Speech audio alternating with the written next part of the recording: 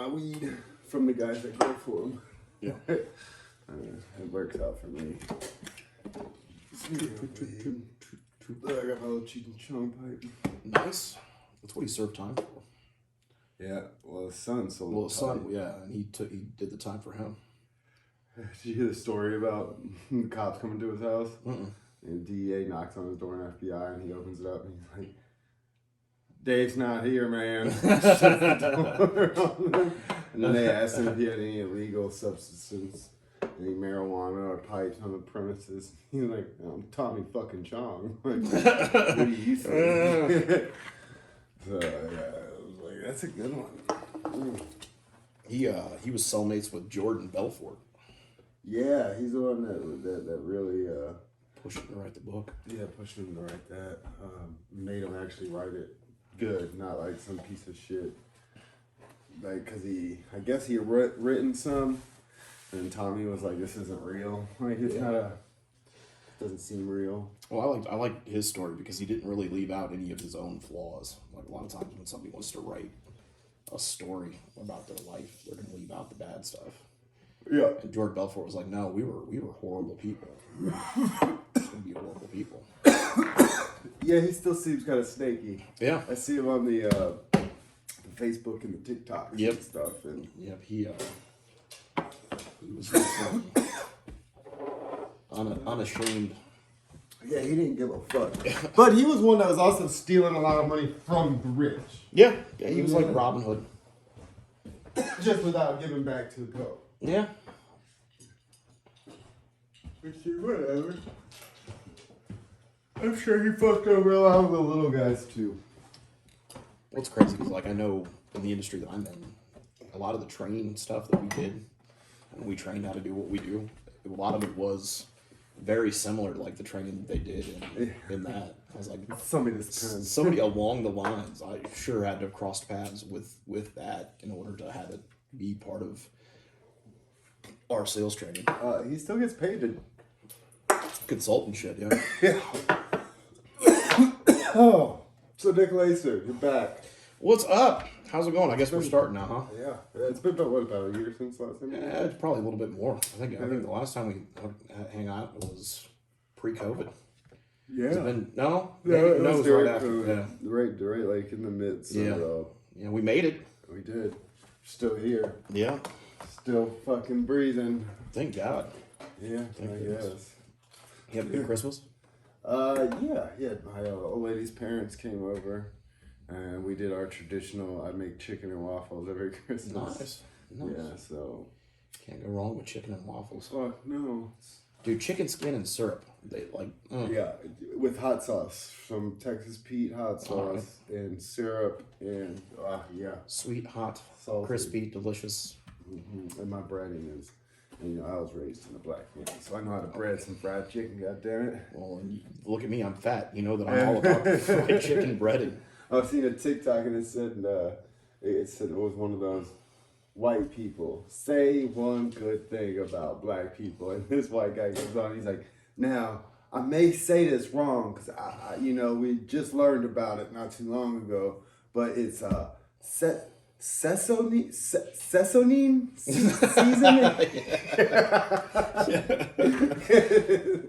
Cracks me the fuck up. Dude, there's some good stuff on TikTok. Like I resisted getting a TikTok for a long time, and I'm on it, and I waste at least 2 or 3 hours a day. You're wasting time. I had one go viral. Well, I've had two or three. I've had ones at like 4 or 5 million views, and others at like 1 million, and I've got 2 that are at like 500,000. Well, it's ruined me too. It's because like everything is, if it's not 30 seconds, I don't want any part of it. Yeah. Like I watched a trailer to a movie the other day. I was like, this is a feature-length film for me now. Like this was 2.5 minutes of trailer, and I have no attention span. Just give me what I need, 2 minutes, and we'll be happy. Have you seen the new the new previews? The movie that just came out on Netflix with Leo DiCaprio and Jonah Hill. David Sirota was one of the guys that wrote it. Same person that did The Big Short and Step Brothers and a bunch of those comedy like serious. But yeah. It's all about an asteroid hitting Earth and how fucking, and it's basically about how they're warning Leo DiCaprio and the chick I think is from the Hunger Games. She's in it, and they're trying to warn all the politicians and the president and everything about it. And they're like, well, what's the certainty of it actually hitting? They're like 99.6%. So there's like a 0.4%. All right, we'll say it's 30%. And to the media. Yeah, I think I've seen. Maybe I saw a commercial for it. Yeah, it just came out. I'm planning on watching it tonight. Hopefully to see it. I didn't realize it came out tonight. That's a star-studded cast. What's the chick's name from the Hunger Games? It's Jennifer Lawrence. Is that her name? Nice ass tits. All right. Okay. That's I know her from that because she had tit pics come out. She was sending tit pics. Oh, that was like the big scandal for a while. Yeah, that was fucked up. Don't hack people's shit, man. Yeah, that's fucked up. That's fucked up. If you're going to.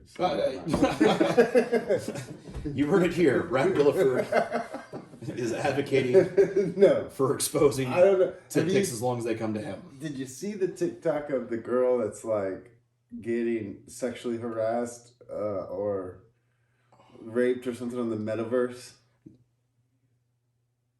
I think I heard something about it, and I was like, that's something that, I mean, it happened a lot sooner than I thought it would. Yeah, I was like, man, this metaverse the metaverse is it's gonna be a shitty place. It's gonna be remember the first time you heard about the internet? Yeah, the first time you heard about the internet, you're like, it's gonna be great. We're gonna have the fucking all of human knowledge in our hands at all times. Yep. That's going to be the greatest tool ever. And like, I think that's what a lot of people look at the metaverse as, is like the possibilities. But really, it's just going to turn out to be a shittier version of whatever we have going on now. Yeah. Like they have comedy clubs in them. Oh, dude, I did some Zoom mics and. Yeah, but I don't know. I was thinking, I'm gonna do it just because I've always wanted to be black, and you can't cancel me from doing blackface in my character. No, you can't. Finally, have a big dick, and I can finally dunk a ball. Which, if you get to make your own attributes for your metaverse character, we're all gonna have giant dicks. Yeah, and not paley white skin. Yeah, it's gonna be, if we can make whatever we want. Yeah, that's... Like, for me, I'm going to make mine really, really small, because I want to know what it's like to have a really small one. Somebody sold like $20 million worth of, like, I think in Decentraland or something. Yeah, dude, like, I don't understand that shit at all. I don't know what the fucking NFT is. It's just, it's the only, what's going to be good for NFTs is like actual digital art, like real art. Yeah. Like the NFTs is like basically, from everything I've understood about it, it's basically right now just speculative baseball card trading. Like that's all it is. People are drawing stupid, what are they called? NFTs, but they're just GIFs. Cartoon figures and shit. Yeah. And they make only a certain amount of them. And that's what makes them valuable, is because there's only this many, and people have created. I mean, cash isn't an NFT. It's just a physically, like we have. Our money is just a debt for one, like cash is. It just says, hey, we owe this. This is an IOU to the Federal Reserve. That's why they're called Federal Reserve notes. And NFTs basically gives you the right to that whatever piece of art, piece of property in the digital world, which is just like what's that one game that the kids play? Mindscape, how they can all play, like build their own worlds, and Minecraft. Yeah. Minecraft, just think of that, but everybody now can buy a piece, their own little Minecraft lot, and build their own little, it's because we can't buy houses. Well, most people can't buy houses. I worked hard, though, for fuck all y'all. Like, I knew. I can't even buy a shack. I'm saving up money to build a shack. Shit, you could, man, you're just, the intimidation of the bank and the debt is what keeps you from even thinking about that you could buy a house. Well, do you live with your parents? I do. Yeah, I do. But so you're stacking money. Yeah. He said, yeah, porn gets expensive. I'm not spending money on porn. Right. That's one of my bits is like, who the fuck spends money? It's still a $16 billion industry. How? Yeah. Like, I don't know. Like I like my porn ethically sourced. Like for me to be able to enjoy it, it has to be like Only gagging without plugging the nose. that's what that. Like, I seen that one time. I was like, that's just too much. That's just. You take a turn for the worse sometimes. You're like, what? No, why is this even a thing? Yeah, like kids these days. Like, no, come on. People are like, this is for the shock value. Nobody's actually like into that. Like, no. Like 2 girls, 1 cup. No, nobody ever was like, I want to see that. It's always, hey, he's never saw it, so let's show it to him. Have you seen the Sandbox? And then we'll review his the jar. I don't even remember what the guy's name was, or what the name of the video was, but like he put a jar up his butt, and it broke. And I've seen like a few TikToks that have referenced that. I was like, dude, you guys did not grow up in the same era that I did, because that shit was all over the place. The Sandbox one or whatever it's called is a guy. What's that thing called? It's where they get there's a whole genre and term towards it. I can't think of the name, but it's where they take these rods or basically dildos and they put them down their pee hole. Oh, as a matter of fact, that's called sounding. Sounding. Yeah, that's sounding. Yes. Not that I've ever looked that up. But this dude is getting a full-blown dildo. That's down his, and it's like, and it's all it is, just pops up immediately. That's all you see. Like if your thing is putting things in pee holes. Yeah, like the Q-tip brought me down when I got my first STD, and no one warned me. No one. Like I thought I was like, oh, got the chick nurse, cool. She's like, all right, now I'm gonna have to check. I thought it was just a, turn your head and cough thing. And I got the boys out like, no, and she told me to drop them.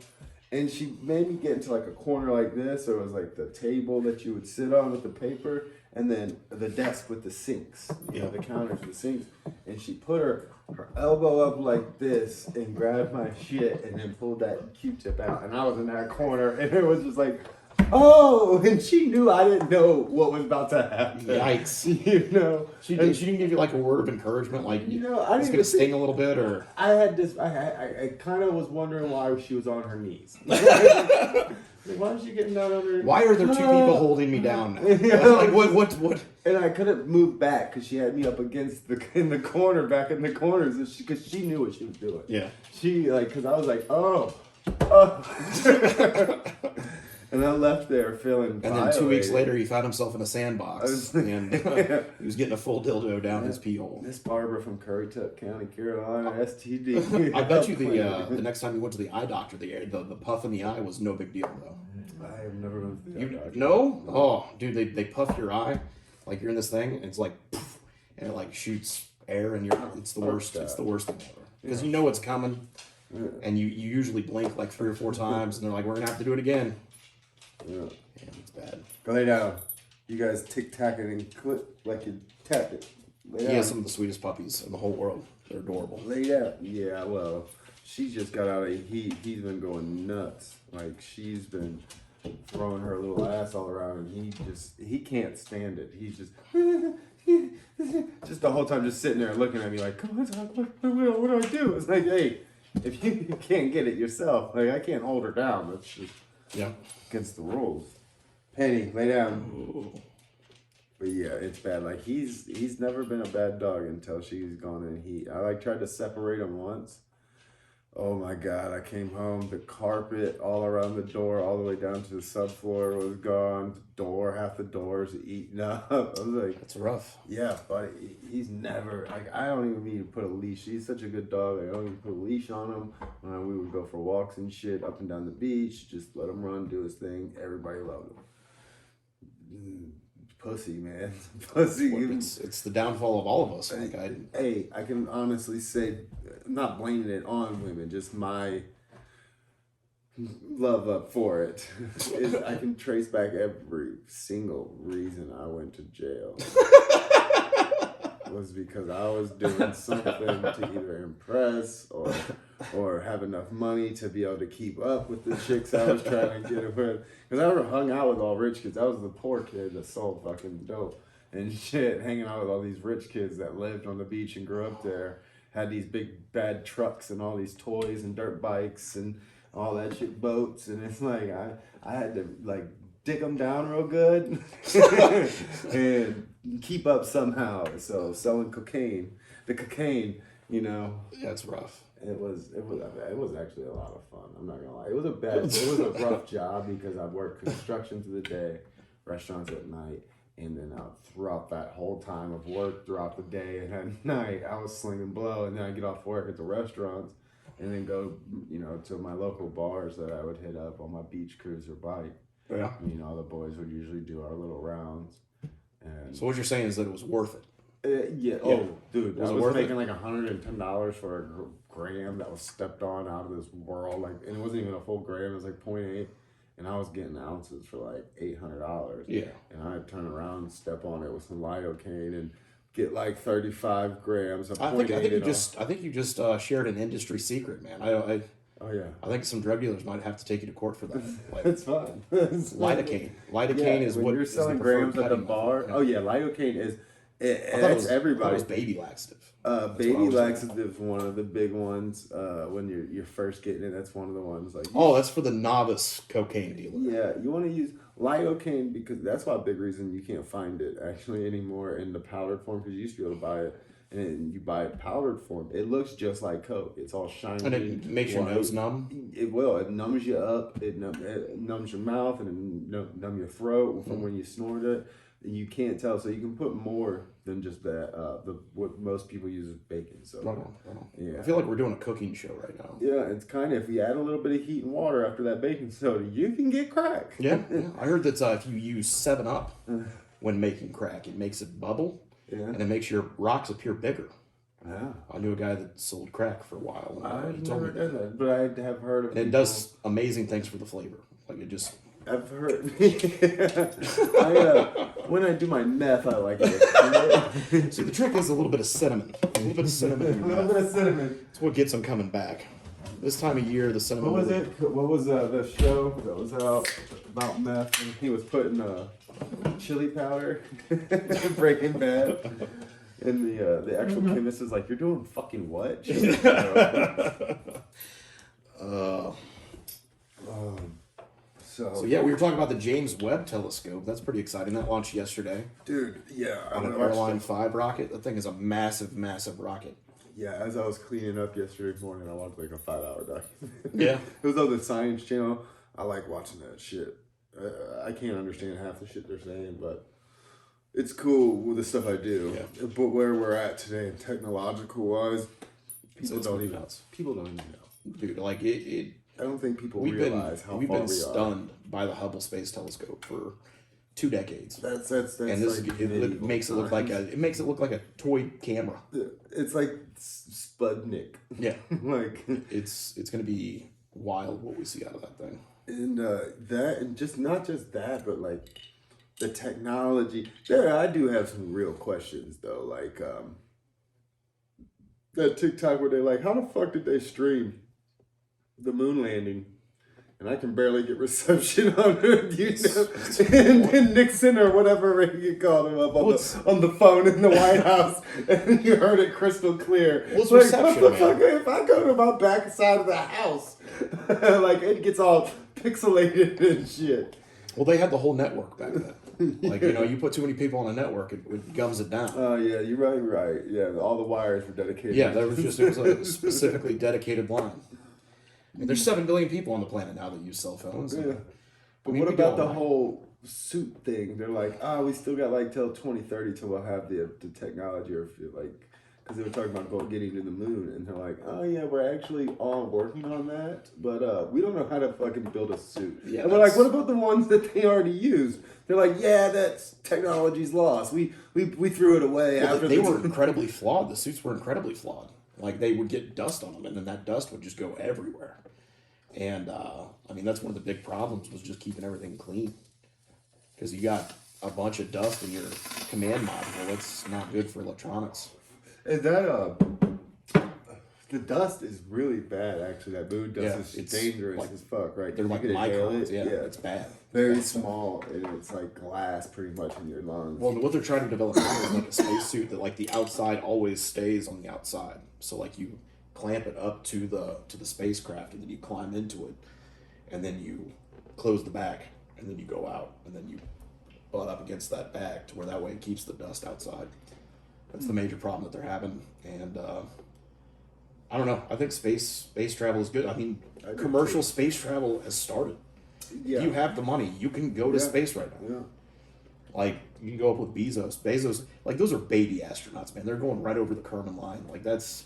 Yeah, they're not going out. That's not space You know, space. That's baby space. Is the next day after, what's his name got back, the NASA or whoever that controls the limitations changed it. They're like, actually, you need to go. You went how far? Yeah, you need to go about 100,000 more feet. That was when the Virgin Mobile guy went up. The Virgin Mobile guy went up. That was a catastrophe. Like, I don't think he can go back up. Why? Because his ship like went off course for like a minute, and like that's a big no when you're doing space travel. Like, you're not supposed to fuck up like that, and he did. Like, he was off track, and like the pilots they just powered Like, through hey it. man, you're gonna see the whole of the center of the Earth, dog. Yeah. You can't go over that Antarctica. We got the treaty. But yeah, he got in all kinds of trouble for that shit. I didn't know about that. I thought he was the one that took the who took who up? Bezos took old boy from Star Trek. Oh yeah. Not Leonard Nimoy. What's his name? You know his name. Yeah. What is it? Captain Kirk. Captain Kirk. Fuck. That comes to me eventually. Damn. Middle of the show. Or would you go if it gets cheap enough? Dude, I would go right now. What about the scientist? I watched this little documentary about the scientist, that first one that went into space, like he with a helium balloon in that big aluminum bubble. Like, he built an aluminum thing, and it had little windows, and it was in like the early 1900s. Took him all the way up into the atmosphere to where he got to see space, and it dropped him down. It was in Europe, or I think he landed in like Sweden or something like that. And But if I'm gonna go up with SpaceX. SpaceX is where it's at. Like, that's true commercial spaceflight. I'll ride on Elon's once he gets in his own fucking rocket. That's the only thing. That's the same thing with like the vaccines and shit. I'm like, I don't know. Well, and then it's like, Elon, why ain't you gonna go up in that motherfucker? And then I'm looking at it, I'm like, how come the government's not mandated to take it, but everybody else is? They got laws that said they don't have to take it. That's not fair. Well, Blue Origin, like, you get to go up for 5 minutes. Yeah. You're weightless for 5 minutes, and you're just going over the line. You float around for 5 minutes, and you come back down to Earth. It's a suborbital space. Oh, you could do that. They could recreate that in fucking in an air room. But what SpaceX? They'll take you up. They took 4 They did. non-astronaut, like, they're not affiliated with a government agency. But They threw them up in orbit for 3 days. They're like, yeah, you're gonna go up for 3 days. It's not 5 minutes of floating around. They went up for 3 days. They had to shit their pants for 3 days. Oh, they didn't have a toilet. Yeah, so they shit their pants for 3 days. All right, I'll do it. Oh, dude, I would shit my pants for 3 days. Are you kidding me? They're like, just don't eat a big meal before, and then you're like, man. Like, I know that, like, it's gonna take me a while to get up into space because, like, tickets have to be really, really low. Because you can't just buy one for me. Like, I'm gonna have to buy 2. I'm taking a hooker. I'm taking a hooker. It's like Mile High Club, motherfucker. The Throne of Mile High Club. Like, it's gonna be a good time. Yeah, though, just think of with space tourism is like they're talking. What was it I was watching? They want to get something on the moon set up to where they can actually be able to reach. The moon is the spot to where if they ever have to do any maintenance to the James Webb, which right now they can't. As of right now, like that telescope, the James Webb that they send out, if it's fucked up like how the Hubble was, they can't go out. Yeah, we don't have anything that'll come out. No, and they're hoping because where it's going to be placed out at, it's going to be on the other side of the moon. And so they're hoping that eventually we can get to the moon and get something set up to where that's a landing Well, the spot. amount of delta V that it would take to get off of the moon as opposed to off of Earth is insane. I want one of them Nikon 9000s or whatever they got, them cameras that can zoom in real. Like, I've seen a few of those that like zoom in on the moon. And then you see all them fucking strange things on Yeah. these things, dude. Like, what's those I don't know. lights doing? Part of me wants to believe that we've been on the moon since the 60s. Dude, that's the where I go with it. It's either A, it And I didn't think- happen, or B, it happened Yeah. and we being there. Because Americans don't put our flag somewhere and then like leave. look at history. I really like to think that we've been there for a long time, and I think that they're like the disclosure, like we talked about disclosure the last time we hung out. Gary, what was his name? Gary, was it McKinnon or something like that? Forget his last name, but he was a computer nerd hacker, right? And he was actually going through and hacking. He found they weren't putting on, Pentagon didn't put on any fucking real passwords on their computers. They just had it to where you could click on enter, back on those computers, to where he was able to override them and master and take like over the master of it. So you would see the mouse moving. So during the daytime, when in the UK where he lived, it was nighttime there, so he would take over and he was looking for 0-point energy.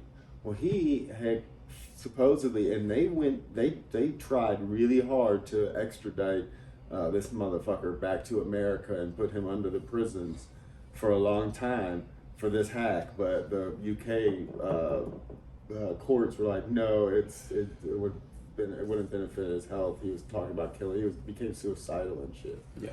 And so they were like, no, it would affect his health, and we don't think you can take care. Same thing they're talking about with Julian Assange. Pretty much the same thing. But they said, fuck it, Assange is going there because we want him back. A suicidal person that can't keep their mouth shut is well, he just had a stroke. We like that.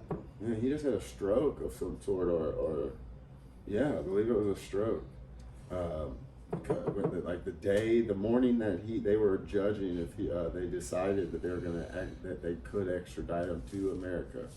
He had a stroke that morning, so his health is bad. Yeah. But anyways, the Gary guy hacked in and found supposedly, the TikTok video, like the little circular and all the different UFOs that they talk about being cigar shaped. Said he found that, and then he found a different list of non-terrestrial officer lists, like different names and ships, like the USS McCain ship that they have in the Navy, but for like, you couldn't find them. They weren't listed in anywhere, and it was like galactic, whatever. It was all talking about space, and they really did want to get him. And they said he caused a bunch of damage, but he's like, they did a documentary and asked a bunch of different hackers about how he hacked it. He's like, he didn't hack it. He just overrode the system to where he took over that computer from a remote from a different area. Yeah. It's like that. It wasn't like he went in and changed a bunch of codes and gave him a bunch of viruses. He didn't do anything like that. He just exposed that they weren't putting passwords on their computers. He said the guys were like a 10-year-old that knows anything about computers today could run that program that he was using to do that. And it was, how many months ago there was that huge attack, that huge cybersecurity attack, and I think it was Russia that did it. I haven't heard shit about that since. Yeah. It was like the biggest breach of they're talking government agencies in the world. Yeah, it's so hard to trust when it comes down to that shit, to what the government says. Just like, remember the gas thing where they shut that all down? Yeah. And they thought it was a cyber. No, it wasn't. It was a rumor of a cyber attack. They shut all that shit down. Had people out there trying to put what was grocery fishy bags. to me is that they're like, we want $5 million. Yeah, they said there was all these demands, but there wasn't. They just like $5 million when it comes to like a big production like that. $5 million is a sneeze. Like, you just Bitcoin, pay that shit, pay that shit and go. And then like they took back some of the Bitcoin, and that's supposed to not be passport of Bitcoin because Bitcoin can be tracked.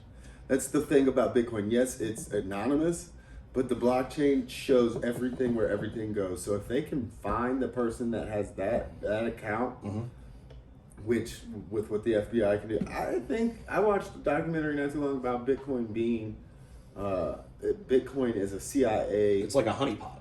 It's a CIA kind of thing because how do you control? They control it. Like they know that all the criminal activity is going to be done there. All their criminal activity. They can figure out where that's going from. Just like the dark web. The only reason we have an internet is because of the military. And then the dark web, the whole torrent application. Now you have to onion to get onto the dark web and the deep web. That's a lot of that still to this day is most of it's military and corporations, defense corporations. Networks that they use that aren't on the open network and everything. So it's real crazy. There's like multiple layers. Like the dark web is just like anything that's behind a paywall or behind a password.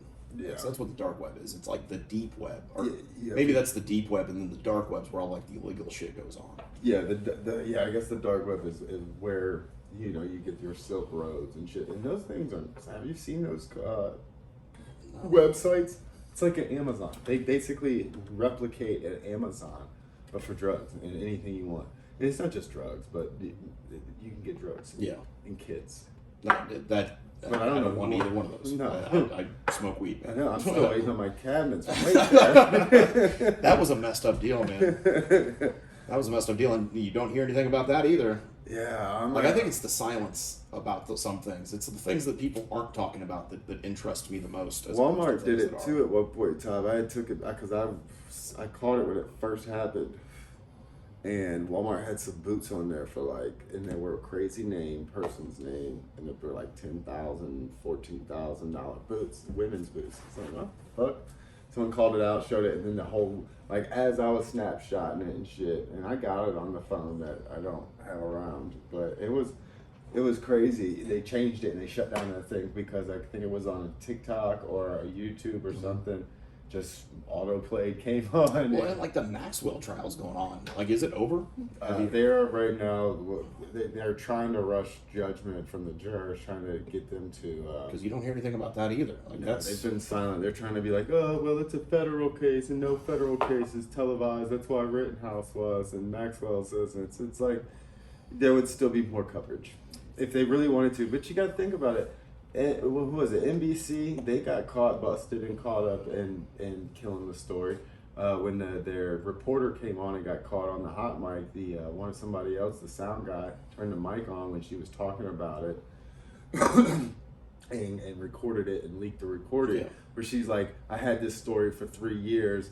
Had all the pictures, videos, all of it, and they just squashed it, kept squashing the story. How powerful do you have to be able to go to the UN and be like, they're not treating you fair? It's the it's the FBI and the CIA are both tied up in it. I fully believe because William Barr, Trump's guy, he would not recuse himself, and there's a huge conflict of interest because him and Epstein, William Barr's dad took Epstein under his fucking shoulder, under his wing when he was younger. He's the one that got him the job at this school of Dalton for girls in New York, real fancy prep school for girls, and that's where he met the girl's dad that worked at one of the banks, and he got into banking, and he screwed them during doing options banking, and then he left there. He lied his way into there. He didn't have a degree of any kind for that kind of shit, but he lied his way in. They caught him after a few years, but he was making so much money, they were just like, whatever, but he was actually doing a bunch of shady shit and playing the market. Oh, speaking of shady shit and playing the market, what's her name? Pelosi, yeah.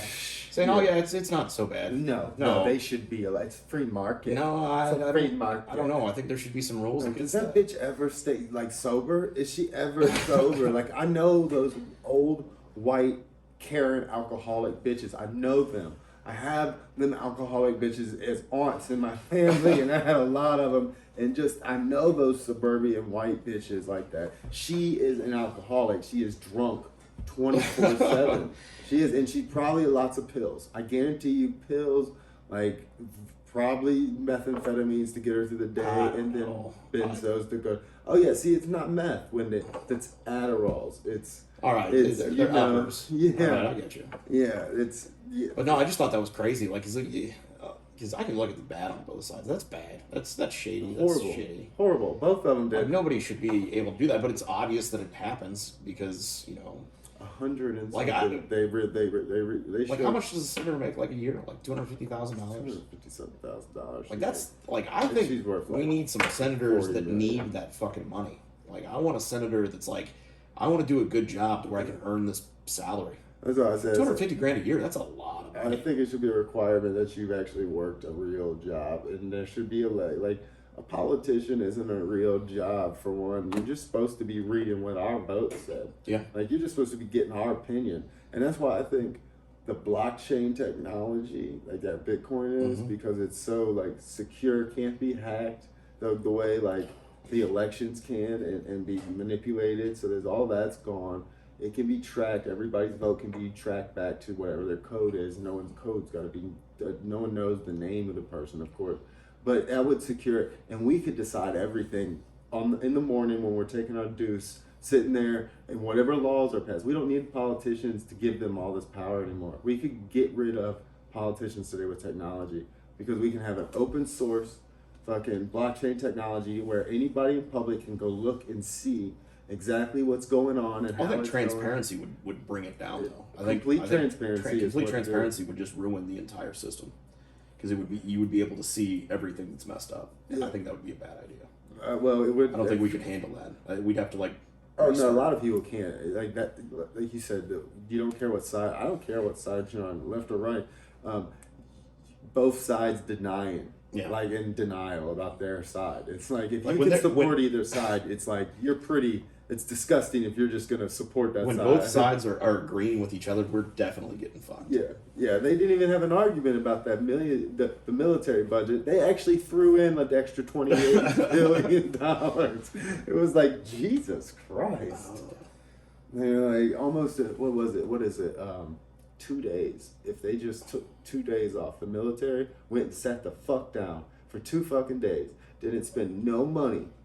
The budget for 2 days could would house the homeless. That's crazy. Yeah, right now it's like $2 million or so, 20 million. I don't fucking know. I have a video that I've seen, and the guy breaks it down. He's like, this is this much a day, or this much a month, a week, a day, blah. And he said there's 500 million homeless in America today. Then the average to keep somebody, to house the homeless, blah blah blah. He said it costs this much a month, this much a week, blah blah blah. He said so we could do that. It would only take, I think he said like 2.5 days of the military's budget of what we just approved for the next 10 years to do that. Like, yes. Then everybody's arguing, well, no, I wouldn't take 2 days of pay away from the government, from the military, the soldiers. We're not talking about that from the soldiers. And if they can't realize what the fuck's going on after, with all the historical data we have. Was it the UN that called Elon Musk out? It was like 20% of your wealth would end world hunger.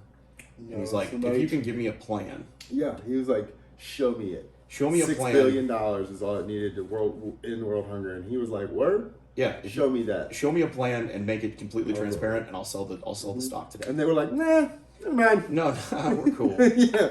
And then they were like, well, if you just, and then he really roasted them. He brought up and was like some fucking articles about another person up there in the organization doing the diddling children and stuff. No, I think that was the when they were rescuing those kids out of that cave. Didn't he accuse that guy of being a? Oh, it might have been that. Yeah, I think it was that guy. But he roasted fucking Warren. Like, Dude, she come after him about shit. she come after him about calling him a freeloader and everything, and he's like, I'm paying more than anyone's ever paid in human history in taxes, which is no joke. Like 11 billion or something. It's billions of dollars in taxes. Mm-hmm. And like, he's smart. What he did, how he gets his money, and how he's gotten interest-free loans. Those put your $100 down and deposit for a Cybertruck. 1 million people do that. That's $100 million interest-free loan on a project that doesn't even have a prototype. Well, dude, and he's a master at raising funds. Like the Boring Company in Vegas. The gun, the fucking flamethrower. My brother-in-law has one. Yeah, like, it's insane. And all it is just cool. Like one of those weed burner things. It's a repackaged with asphalt torch. Yeah, and like it's genius. He sold bricks for a while. Like that's a big thing for the Boring Companies. All the stuff that they take out, they're gonna make into bricks that are going to be apparently cheaper and better. That's where my brother-in-law picked up his flamethrower. It was in D.C. or something like that, where the others. Well, and they're actually doing that shit in Vegas right now. They have a tunnel system that's going. Right There's a big hole in the East Coast too, somewhere where he started. They got I seen a video of like it was like the early 1900s of these high-speed rail car systems that we had, like that would go. Dude, that's interesting that you say something about that, because I was watching something the other day about how we had crazy we had like crazy amounts of technology because we were doing like the World Fair expos and shit like that, and then it just went away. Yeah, and we tore it all down. And we tore it all down, and like it was I was like, that's It's an interesting, because maybe we had all of the things that we needed, and the people that be were like, yeah, it's probably best that they don't have that, and we sell it back to them at a very small interval to where we can maximize the profit off of it. That's what I mean by like, because if you give us everything that we need, then what's going to be the incentive for us to continue doing what we're doing? Like, nobody's going to flip burgers if we can. Yeah, well, that was what they said during the first industrial revolution or whatever, when the manufacturing revolution started and like machinery started up. They were like, in 40 years, our next generation, our kids won't have to work 40 hours a week. They're like, they won't have to work. They will only have to put in a day's worth of work maintaining and maintenance. Well, that's basically what a 40-hour work week was. Those people were working sun up to sundown, like 16-hour days. Yeah, and they were like, but that's what they were doing it for. And they said that, and they just haven't. Because you can't. I mean, I'm not against, I've always claimed to be a capitalist, but I've actually disconnected from that, from the way where it seems.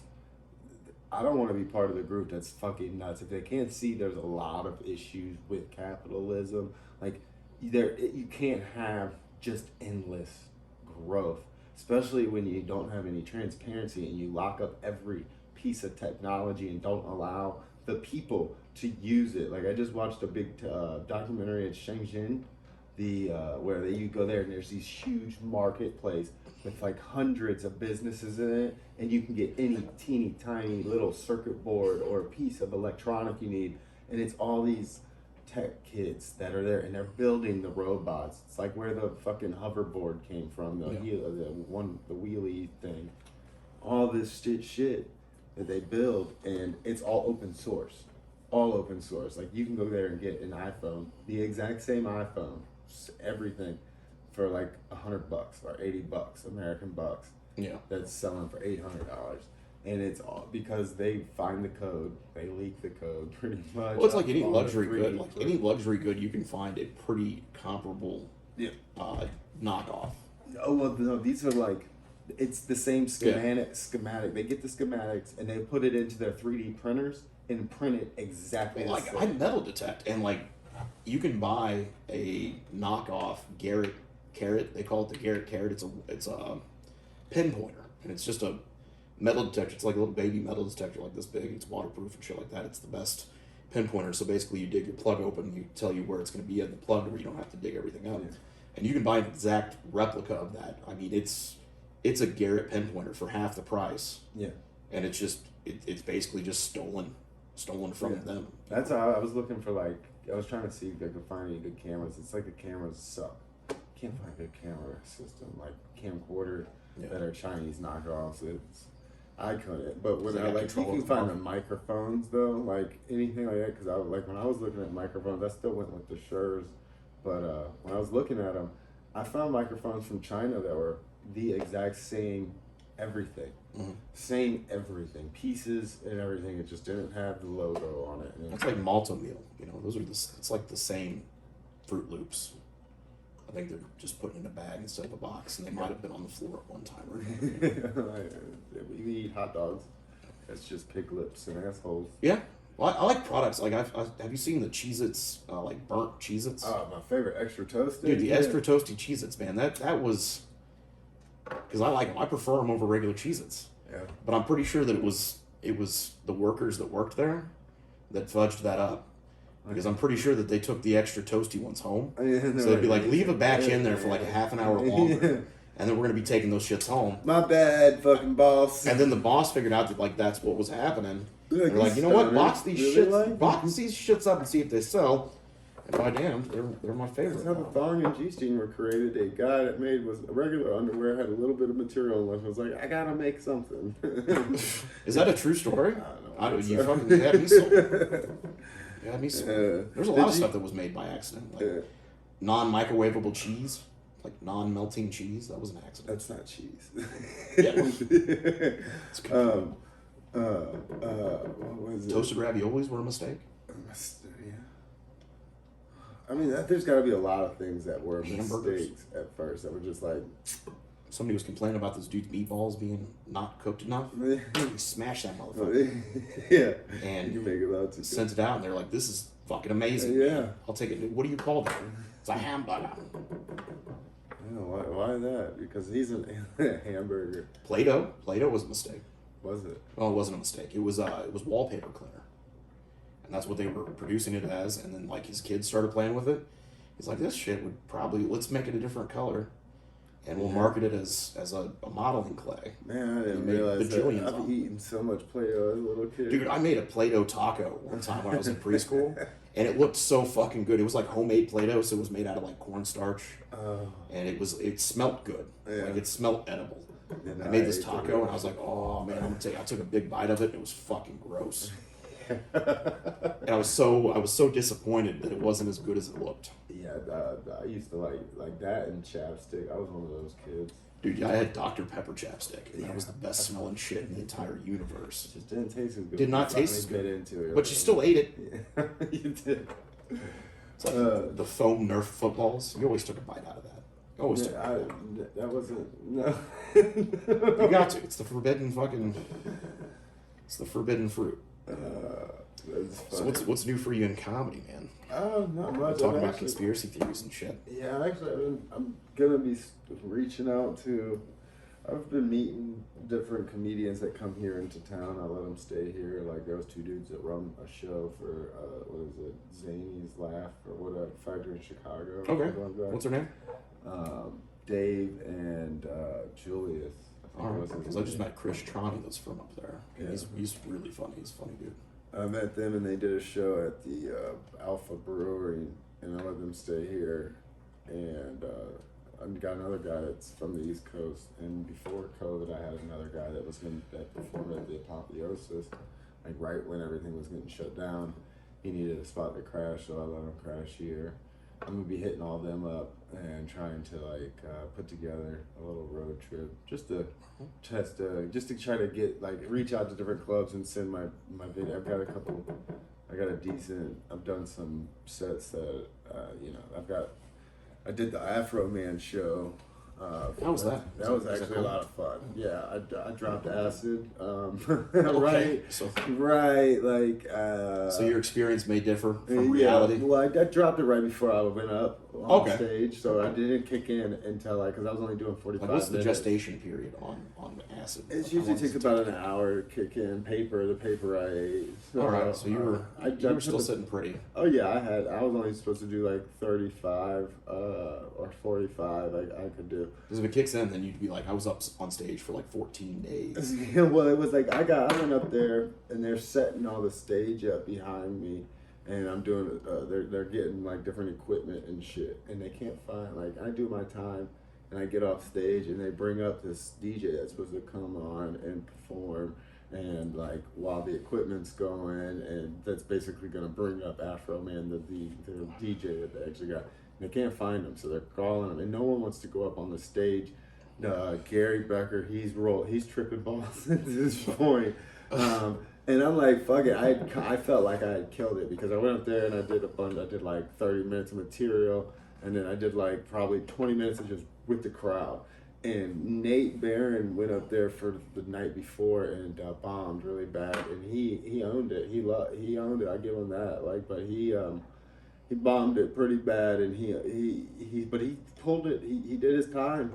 He did fucking get off. Yeah, that's the worst. Yeah, and so people were weary on the comics Yeah. the next night when I was supposed to go up, and it was like I had to They're go still up there. shell-shocked. Yeah, I was like, just give me a few minutes, man. And I think I cracked a joke because there was a bunch of people out there with these homemade the tent city and the RVs and the half tent, half vehicle things that they made. It was like, there's a fine line between tweakers and engineers. Right the fuck on it out here. And people laughed. I just did a show with Gary and Vincent Opper right here in Festus. Really? Yeah, it was at what's the name of that restaurant that's there in Festus? It starts with a T. I never enunciated it correctly, but it was an absolutely excellent show, man. Vincent Opper put on an excellent show. If it's an opera's cool, I like him. Yeah. He did one of my horrible Opal bikes that I had at the one place, and then Because he made my showcases look like they ran like dirt. Like that dude could put on a show. Like there was, I think the room was supposed to hold like 90, and ended up holding like 104. so they One of those, oversold it, and yeah, it I like was those. it was a great crowd. It wasn't like doing comedy at a restaurant. They had like a separate room, and it was a real long room, and there was a set of pillars that go right down the middle of the room, and they were a great crowd. Like, it was so much fun. Like, I didn't want to leave. I love it. That's how Backdoor gets a lot. Which I've got a comic for you guys to bring on. I think he's living in Kansas City now, but he's been on tour, been opening a featuring for Jason Mew, the guy from Jay and Silent Bob. Yeah. But he's passed him up on comedy because his Jason name? Mew's funny, but his name's AJ Wilkerson. AJ Wilkerson. He's got it's King of Autism Comedy on TikTok or whatever. Dude is fucking hilarious. Like, he's Comedy Central's like, he's been doing shows out there in LA and like roast and like big shows. Yeah. Like, and he's blowing up. He's the next big thing. And I did a show I opened up for him at out in Illinois, and like, I thought I killed it. Like, and then he really killed it. I keep up with him, and him kind of keep in touch. And I've been wanting to, like, because I want to put on a good show. I've got a place that's a really nice place, perfect place for a good show that holds up to, like, I think during COVID it was like 90 something, 95 I believe is what the guy said. But now that I think they're back to full capacity, it's a lot more. Yeah. And they have the bar that's like in a different room. There's a bar in the same room, but there's also one in a different room that you can have run, so it's not disturbing the show. Because we were there, they had a beer line, and we were like, we're going to start the show after the beer line breaks down. I was like, dude, this beer line will never die. Like, these people are drinking, and that's a good thing. Like, I think it was a successful show overall. I think every comic that was on the show killed it. Yeah. And there was a lot of drinks, a lot of drunk people there. That's the best. Like, Joey Crack ended up going last, and like, they were just hammered by the time Joey Crack went up, and he killed him. He did had really my worst bombing ever recently. Fun. Off, and I left. You got booed off. Booed off. Oh, dude, that sucked. Like, that's even better than bombing. And it's funny because I've offended some liberals, but it's the conservatives that really can't handle it. If they were drunk. Eventually, they almost ended the show early. Yeah. They got kicked out right after. I was like, fuck this. I gave them 3 strikes, and I was way the fuck out in like 3 hours deep, Illinois deep. So I went at it. I first approached them there. I was doing my set. They started talking shit. So I acknowledged it, tried to do some work with them, but they were drunk. You could tell they were belligerent. Yeah, there's no win in there. I was no win in there. And I started getting real ugly because one of the guys kept interrupting me while I'm trying to talk to the other guy. And I was like, could you tell your fucking butt buddy to shut the fuck up so we can conversate here? Okay. So that's where you lost. Conservatives that's really where you don't lost. like being called. Yeah, that's... if we analyze that one, I'm pretty sure that would be the point. Yeah, it was like, where you lost. You could go to jail tonight, you could go to the hospital tonight, or you could just go home. Yeah. And so I definitely Tim seen handled cool this shit stuff. like a boss afterwards. Like when I was like, I did 15 and they started that shit, but everybody else in the crowd was cool. It was just them, and they really were just fucking it up, and I could have handled it better, I think. But it's just a learning thing for me. Yeah. I wouldn't take no money for the show. That was the thing. I was like, I don't want the money for that. It was like, whatever you were gonna pay. And that's where you lost me, because like, I'm getting paid. Like, no, give me my money. I didn't do my full. My full 40 minutes that they allotted. I got off early because I was like, this is gonna go. I'm gonna just fucking fun. I've seen a lot of interesting stuff at shows here lately. Like, it's amazing. Like, just hanging around. Like, if you're not hanging around comedy and catching like all the stuff that happens, and like where like you're messing up. You need to be out there and checking it out, because there's some cool shit that happens. Like, we did a show, power went out. There was a tornado in the middle of the show. No, really? Yeah, right in the middle of Nick Hubar's set. And he finished out like a champ. Yeah. Like, he impressed me that day, very much so. We ended up having to pull the people away from the windows and stuff. It was crazy. Power went out. I wish he would do. He's got a lot of material that I don't. Sometimes I feel he kind of his blind stuff is hilarious, and he can use that all day, just like AJ Wilkinson has his autism shit, and he's got like this tick thing that he talks about, and he's great. But the rest of the material is just as solid. That I think they feel that they've done this the longest, that they can fall on that. And then Nick can do that kind of shit, just go with it, and it's just fucking funny.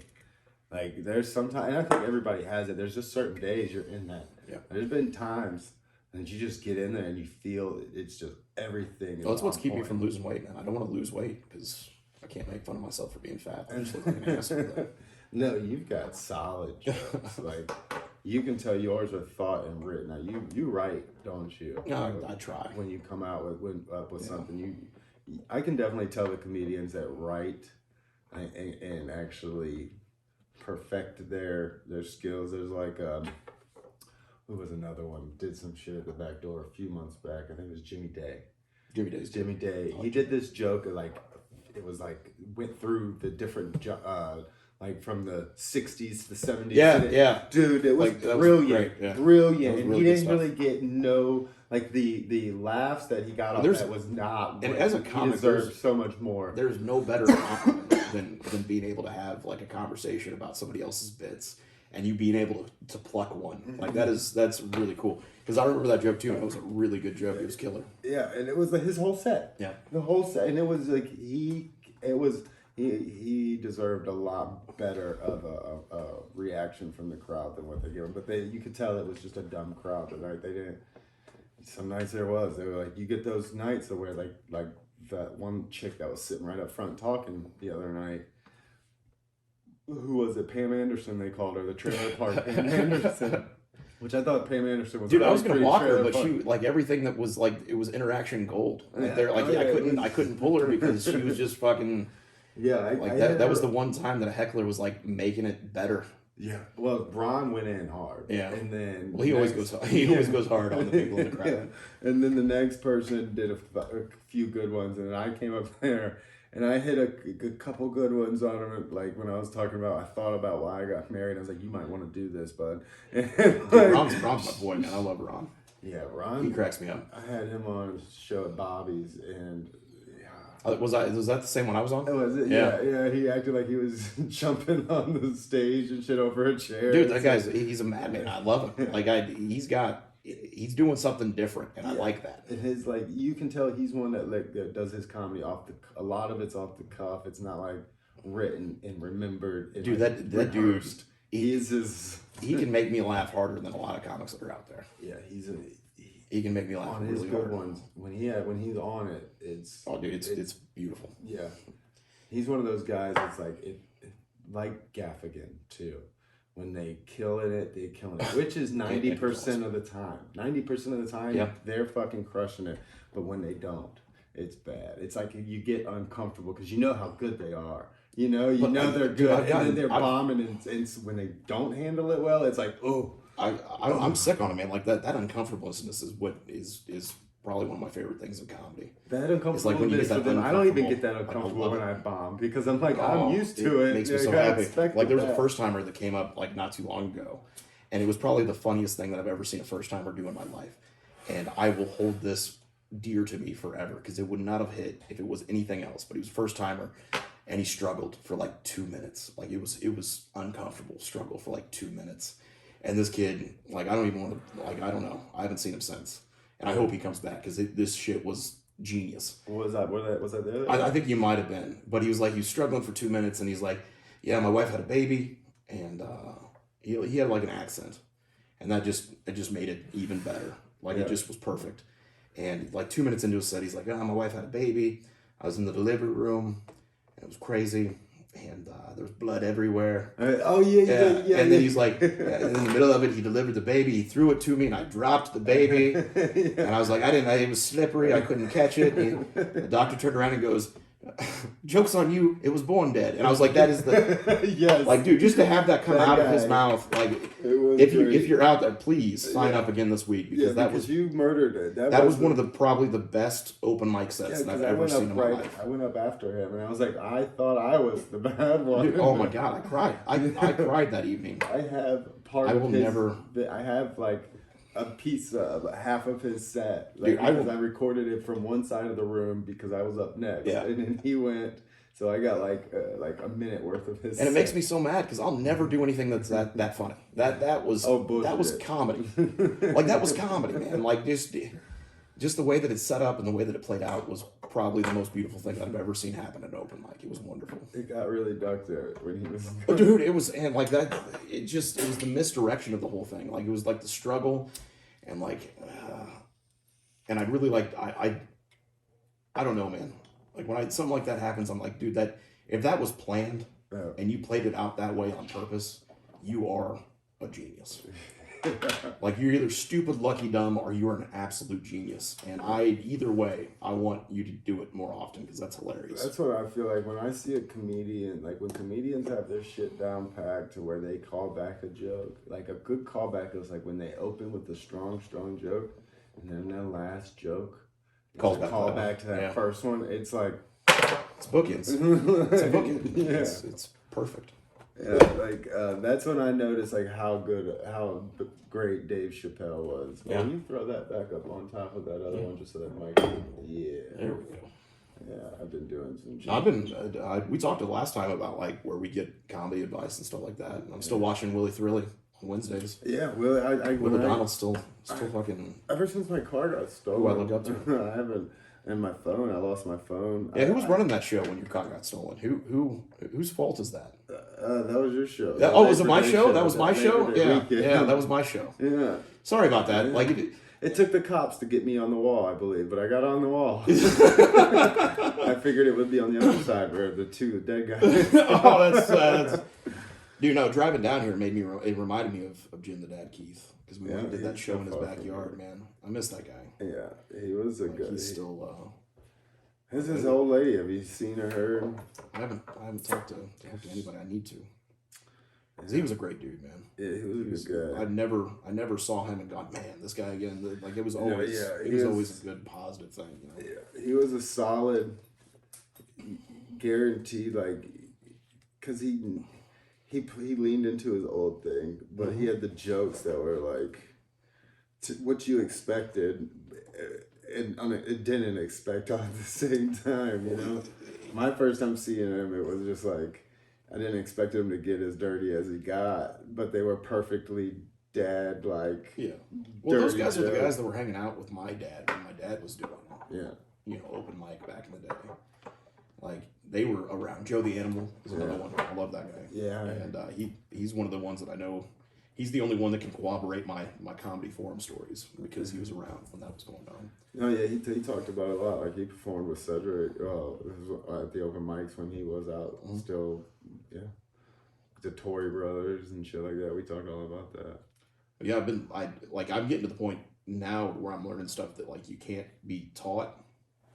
Like, you could have told me, like, sometimes you got to put yourself in a position that you're unfamiliar with to just kind of see what it's like, because nobody can tell you what it's like. Yeah. Like, I featured for the first time, like doing 25 minutes, and you couldn't have told me what it's like to feature. It wanted to puke. Like, nobody, no, and it wasn't even like that. But like, you get done with your 10 minutes that you're comfortable with, and you're staring at 15 minutes that you're like kind of in uncharted territory. Like, you've been on the stage for 10 minutes. Yeah. And that's all you know. And then you got 15 minutes in front of you and you don't know what's going on. Yeah. And the first night I pulled Friday night, and Friday night shows should not start at 7 o'clock, especially during the summertime, because it's still light outside. People just getting off of work. And I'm not blaming the crowd. The crowd was great. But I struggled for 25 minutes. And I realized that I write jokes with the understanding that I'm going to be on stage for 5 to 7 minutes. Yeah. Like, they're quick. They're quick like this. And I did 25 minutes of quick, and it was exhausting. Oh, yeah. And I was like, you couldn't have taught me that I wasn't ready. You couldn't have told me that this is what it's like. But now that I've seen it, I know what it's like. And then I readdressed what I was doing. Nicholas Kuvar got my back on a guest set the next night where I didn't have to do 25, only had to do 20.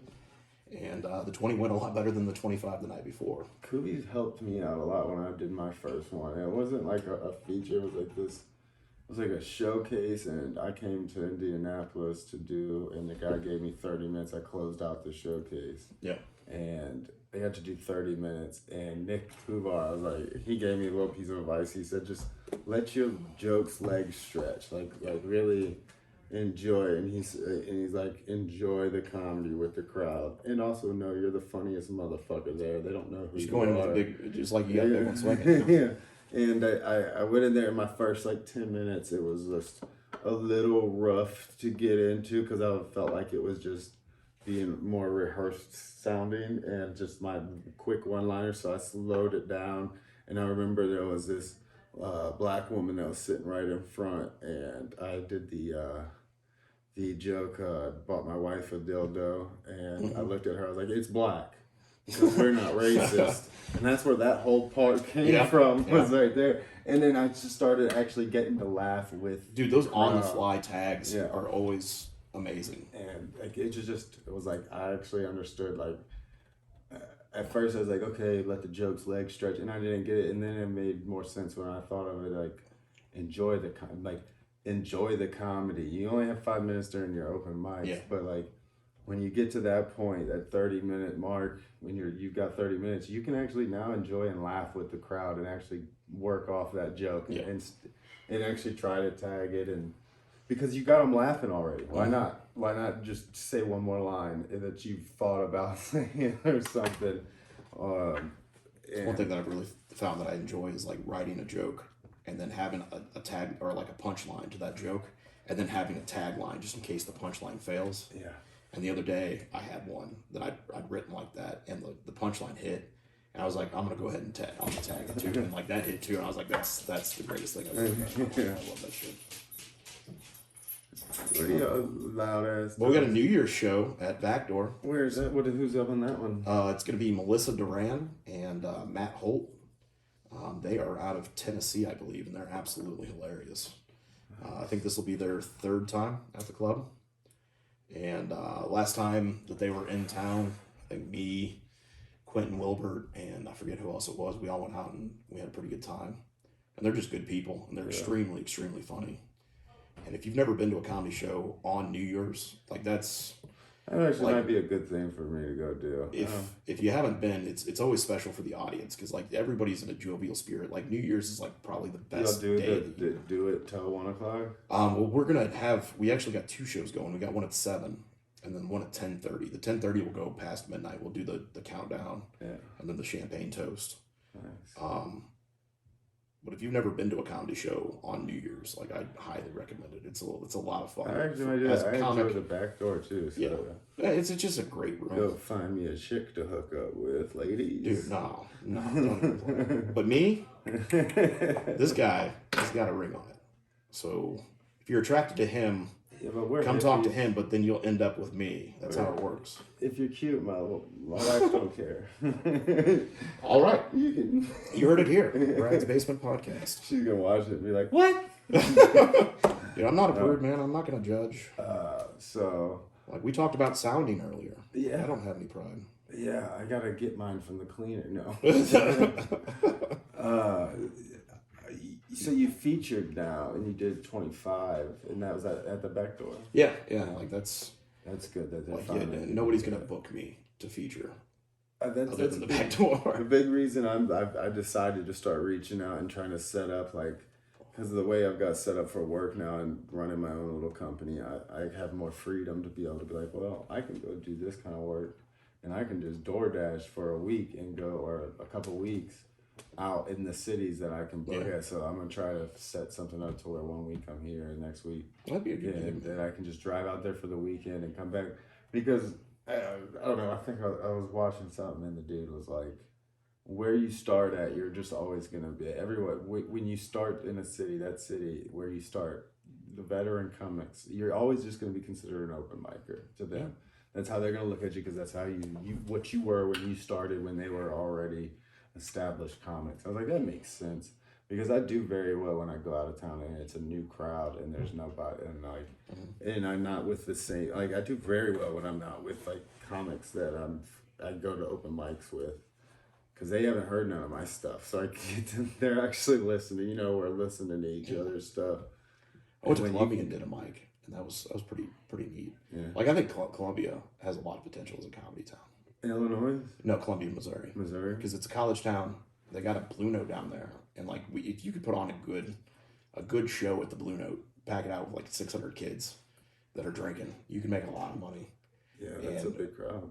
And they're smart. They're smart people down there, and I'm 99% sure that you could run an awesome show. They used to have a room down there called Deja Vu, and it was probably a blues bar. It was probably the best room that was in Missouri at the time, and because they'd fill it out, I never saw it empty. Like I never saw it with a small crowd. Downstairs. No, it was. This was back in like 08, 09. Oh man, like way back in the day. They had like a dance club downstairs, so like everybody come out to the show, they'd get kind of lit at the show, and they'd go downstairs and dance, and like the crowds were always really, really good. They were laughers. It was just an awesome room. They had a great security. Like there's a lot of people that were talking and shit like that, but they didn't stand for it. They'd pull you out real quick. Yeah, that's one of the big important things with that, and I feel like I've learned throughout doing comedy shows, like just the few that I've put together. It's really important to have seating your guests, seating them up front. I've learned, like the way Funny Bone and the Helium does it, how they seat you, to walk you to your seat, and they put people in the front. They don't allow them to sit out in the back of the crowd and shit away from the stage. And that's, I think, is a big thing but see, the back door in smaller rooms, it's different because there's not a back, I guess, up there where all the comics sit, but not many people go up there and sit. That's why I like Backdoor a lot. Like it's my favorite. It's my favorite place. It's my home club. Yeah. It's where I'm always going to be most comfortable. Because the room, I feel like the room size is I think, like I've seen the best shows I've seen there besides those roasts, especially the first roast, was just. That was probably the best I've ever seen. The most packed I've seen that place, and the loudest I've heard it with. Well, you get that room full, man. It's there's no better place. And I've seen the best nights there were open mic. Some of the best nights there were open mic Thursday nights, and it's like, and the room's not big enough to where it seems full. It is full, and you get. I've seen open mics there that it felt more like shows than they felt open mics, and everyone's crushing it and shit and. Yeah, but then you get the Helium's big ass room or the Funny Bone's new room. Well, I saw which those rooms TJ Miller at Funny Bone packed out, and that place was amazing. When it's packed out, amazing. Yeah, packed out that's when it's badass. But I couldn't, I don't. Like, have you ever been to like a really, really, really big comedy show? Yeah. Like I went and saw it. What was it? I've seen the Raging Cajun. At the Funny Bone that they had in Valley Park, and it was pretty packed there. I'm talking bigger than that. I went and saw it. You're talking about like an arena? Like at the Peabody. Oh, okay. I went and saw. I was going to go see Nikki Glaser once. Ron White. I took my dad for his birthday back in October, and that was insane. Like it was just like that's honestly that's a big like show. That's the craziest shit ever. I couldn't imagine having anybody pay $50 to see me. And B, have a whole fucking opera house pay $50+ to see me. Like, that's insane. Yeah, that is. And he had an opener, and his opener was fucking a killer. And, like, I was like, how cool would it be to just be the opener for Ron White? Yeah. Like, just get to kill it in front of a fucking massive room. Yeah. Is it where you had been doing comedy when you took him to see that? And... were you breaking down? Like, were you watching comedy? No, absolutely, dude. Like, it was great, and like, hang on, my bad.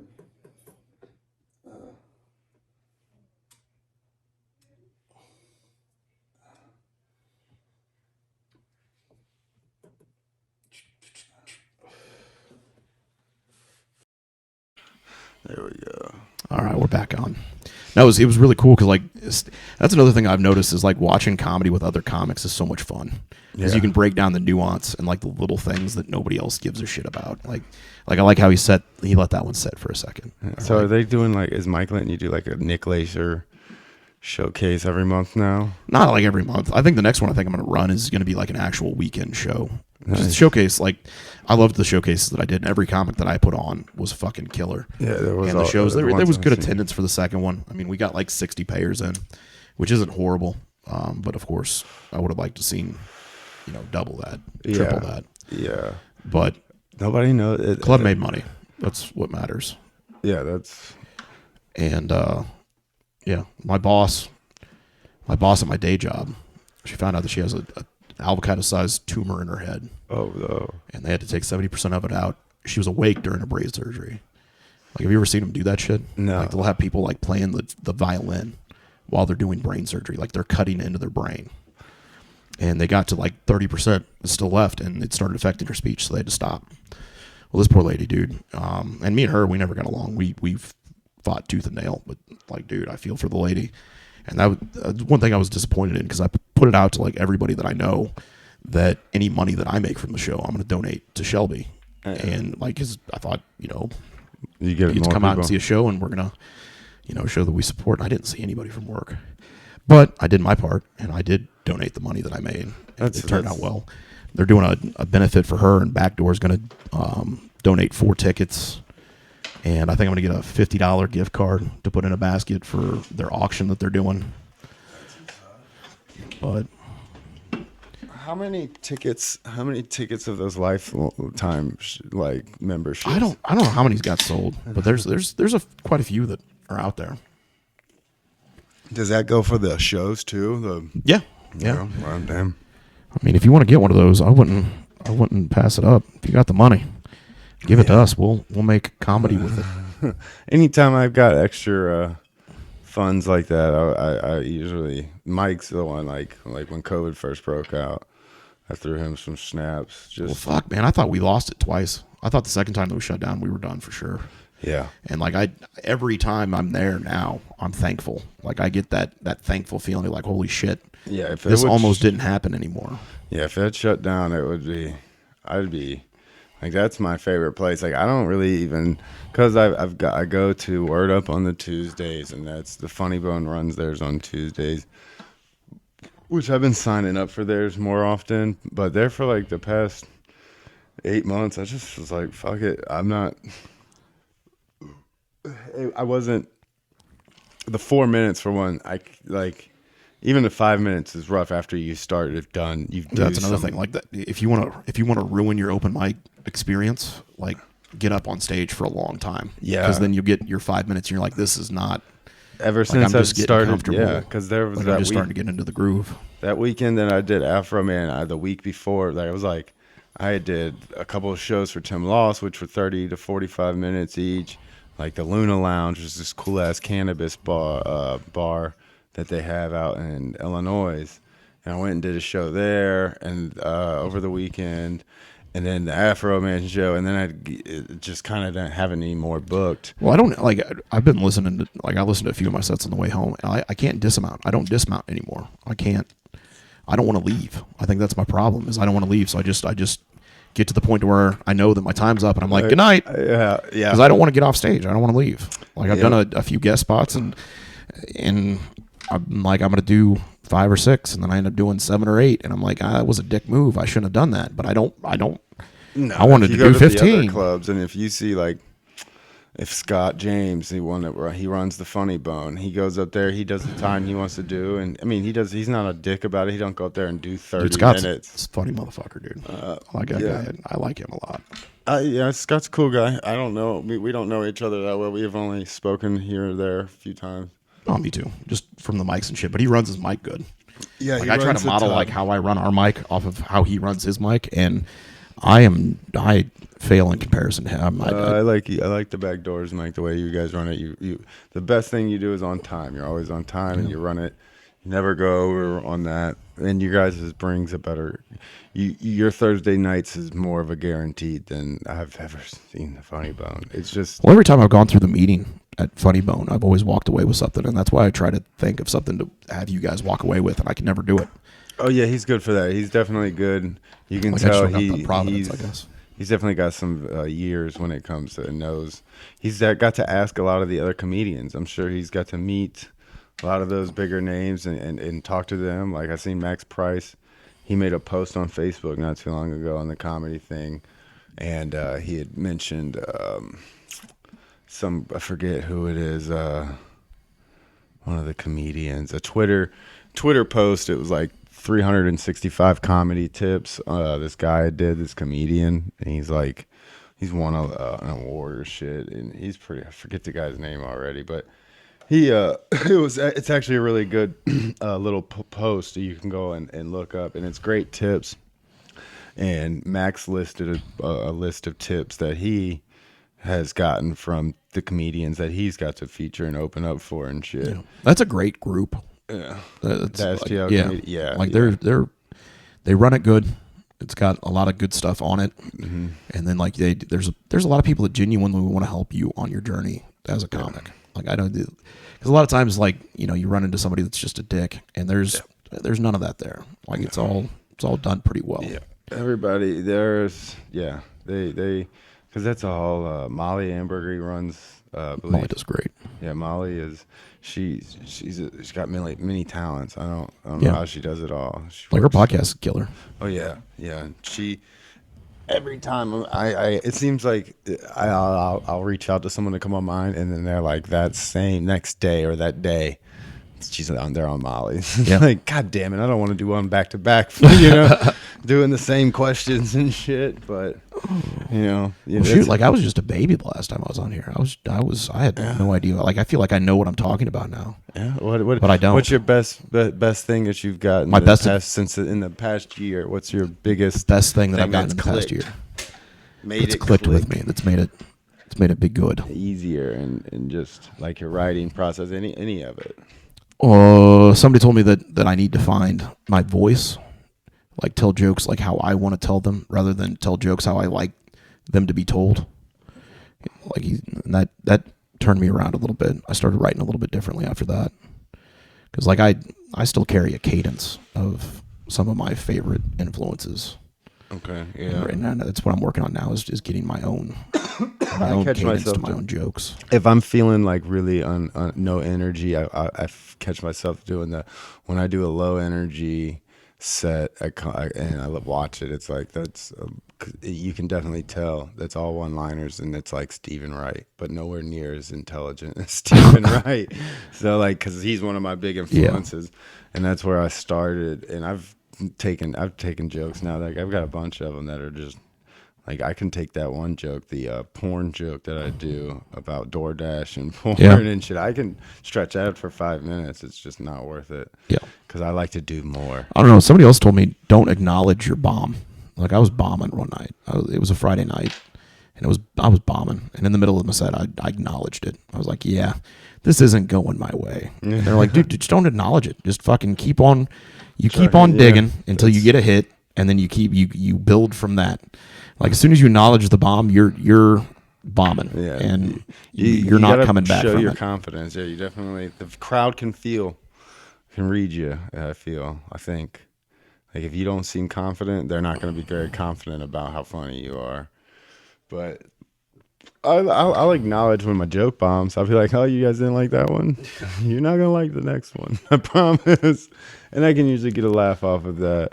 And sometimes you can turn it around like that. Sometimes. Like when I was in Columbia, like it was an interesting show. Like it was a little bar, and it was a cool bar. They had shit up all over the walls. It's the East Side Tavern. It was right there on the main drag in Columbia. And if you're ever down there, I think they do it on Tuesday nights. They might do it on Tuesdays and Sundays actually.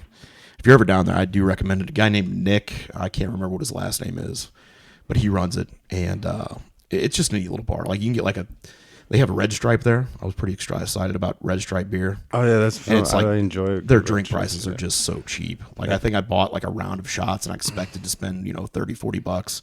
It was like $12. I was like, this is the greatest thing ever. Yeah, that's how the word up open mic is. Like, yeah.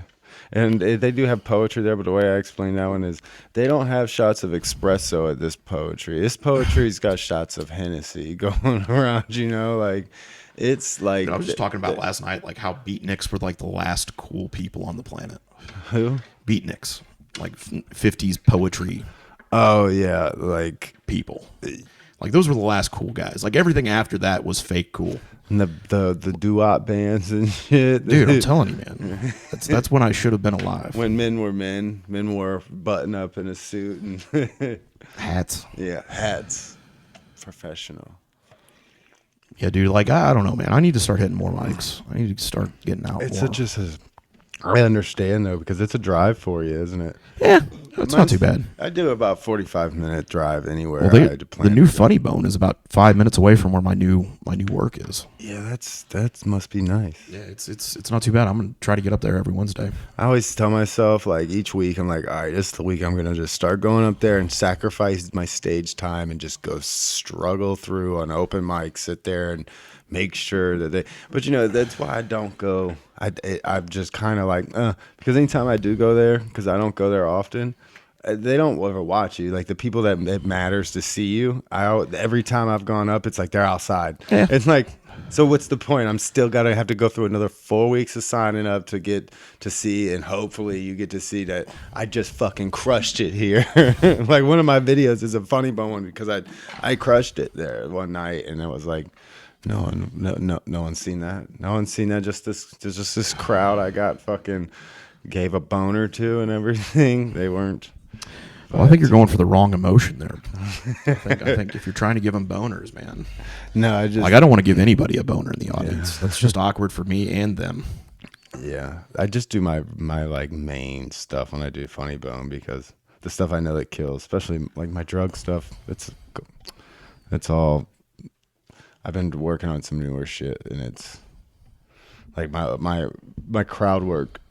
I gotta go do that more. Like there for a while, I was doing nothing but crowd work, and it wasn't great some nights because there was a couple times Ron Finger was like, "Hey, man," like I was like, "No," told myself once a week I'm doing crowd work and nothing but crowd work for a whole open mic set, and like Backdoor was the only places that were giving me any crowd. Really. The only time I ever do a crowd work is when it's just all comics.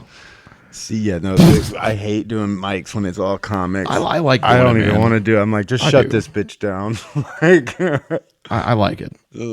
Like I don't know. I'm weird. I'm like, also the type that likes to be in like. I wish I could be in green rooms and nobody could see me or mess with me until it's my time to go up. But afterwards, totally fine. Once I go up, nicest guy in the world. But before I go up. I want to be left alone. I go out to my car a lot. Me and that Chris Trani guy that I told you about from Chicago. This is why I think he's hilarious. Is because we were sitting. I went to Helium to try to get one of their lottery spots, and I'm weird. Like I can sit and watch an open mic. I enjoy watching as much as I enjoy performing. Like I love open mic comedy is probably one of my favorite things in the whole world. Yeah, because you get to see so many different things that are and new things, like things that aren't even a thing yet. And you get to see that, and it's pure, and it's like. The roughest form of comedy. So I was there and I was sitting there and Chris was on the list and we were sitting there talking and there was a guy in the middle of the audience that was not just responding to anything. And Chris leaned over to me. He's like, dude, I think he might be a shooter. Like you gotta be careful. Like we gotta need to like plan our escape. And we sat there and we just ragged on that guy for like 14 minutes in between sets. It was hilarious. I got a guy. I was like, dude, I'm gonna if he does end up being a shooter, I'm just gonna rush him. I'm just all right, rush because there's two things that can happen. I'm going to be a hero, right? And it's going to be really good, or I'm going to be a victim. It's a win-win. Either way, you're a hero. I'm a winner because you tried. I'm a winner.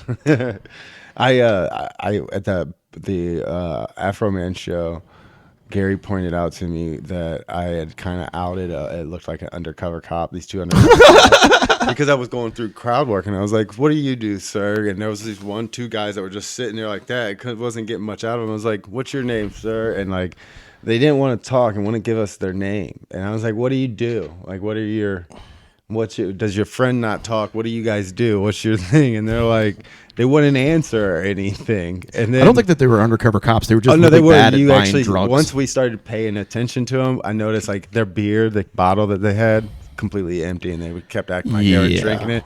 They had these fucking shirts on that were trying to cover up their waistband, but as a gun carrier, I know where there's a gun underneath your shit concealed. Like I see it. Can you imagine like getting called out like that by a comic? Like you're an undercover I didn't cop. call them out. I just was like, I moved on eventually because they weren't giving me nothing. It was like, you're killing me here. 2 minutes are wasted on you guys not saying nothing. I was like, I guess you guys don't know what the fuck is going on either, huh? And moved on. But then Gary, after my set, he's like, dude, you exposed them as cops. Now we I was like, dude, that's like at an Afro Man show, that's got to be the worst thing that you could be so exposed for. Like that guy's a cop. Yeah, and you could tell by what they were. Once he pointed it out to me, I was like, I Like can that's see the it. only I way can outside see it. of the Amish community that you can feel like what it's truly like to be shunned. Yeah, you can tell like they were like a week before they're like, all right, don't shave, we're gonna get some stubble on, and like so they had like a 5 o'clock shadow and shit, and the clothes where they had like these really nice Nike fucking shorts on and shit, like the really nice expensive ones, and these polo shirts. You know what It's really? You know what really like sold them out though was the badges. They should have kept the badges off. yeah, if they would have just worn the badges, we would have been like, Oh, okay, all right. But it's You're wearing it fucking because it's weed's ironic. illegal here. Like, I was walking around with this on. Like I wasn't getting in no trouble. I Yeah. fucking smoked the whole time I was there. I smoked my face out, and people just wanted to give me weed. Dude, I got brownies for a Christmas present. One of my friends gave me brownies, and like. I think that edibles should be sold in such a manner that some of them are stronger than others, and they don't tell you which ones are. Because I ate these brownies, I have no idea what or how much is in it, but I ate like a half of one. He's like, "Don't eat a whole one." So I was like, a half is probably good, and I have never been that high in my life. Oh man, edibles. And are it the just only it thing. snuck up on me, and it was a bad time. Oh, did you? Okay, Like it wasn't I a was about bad to time. say. Like it was a bad time Oh, for I've had about bad 15, times. 20 minutes. Yeah. And then I was like, I'm fine. I'm cool. And then I chilled out. But it was the closest I want to be to having a bad time. Yeah, like you were like, it was that weed. Yeah, like, I've yeah. had those because like when I got my buddy does gummies, right? And he will always he was making them stronger and stronger and stronger until he was like, all right, until I get this motherfucker to be like flipped out.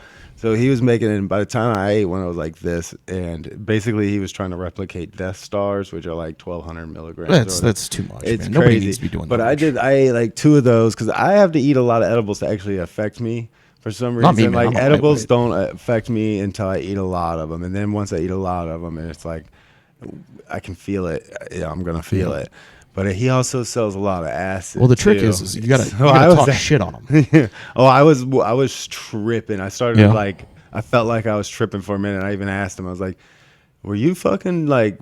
Because he does a lot of liquid. He was my Sid guy. Like for a while, he was getting the best acid I've dealt with before, and it was all drops. And I was there for a minute. Like, are you sure you didn't have none of that shit like on your hands or something that you got on my shit? Because When you do I'm microdoses tripping like that, balls. that's yeah. No, I was. Have you ever seen And it was all the weed, just the edibles. Have you seen that Tarantino movie, the Hollywood movie?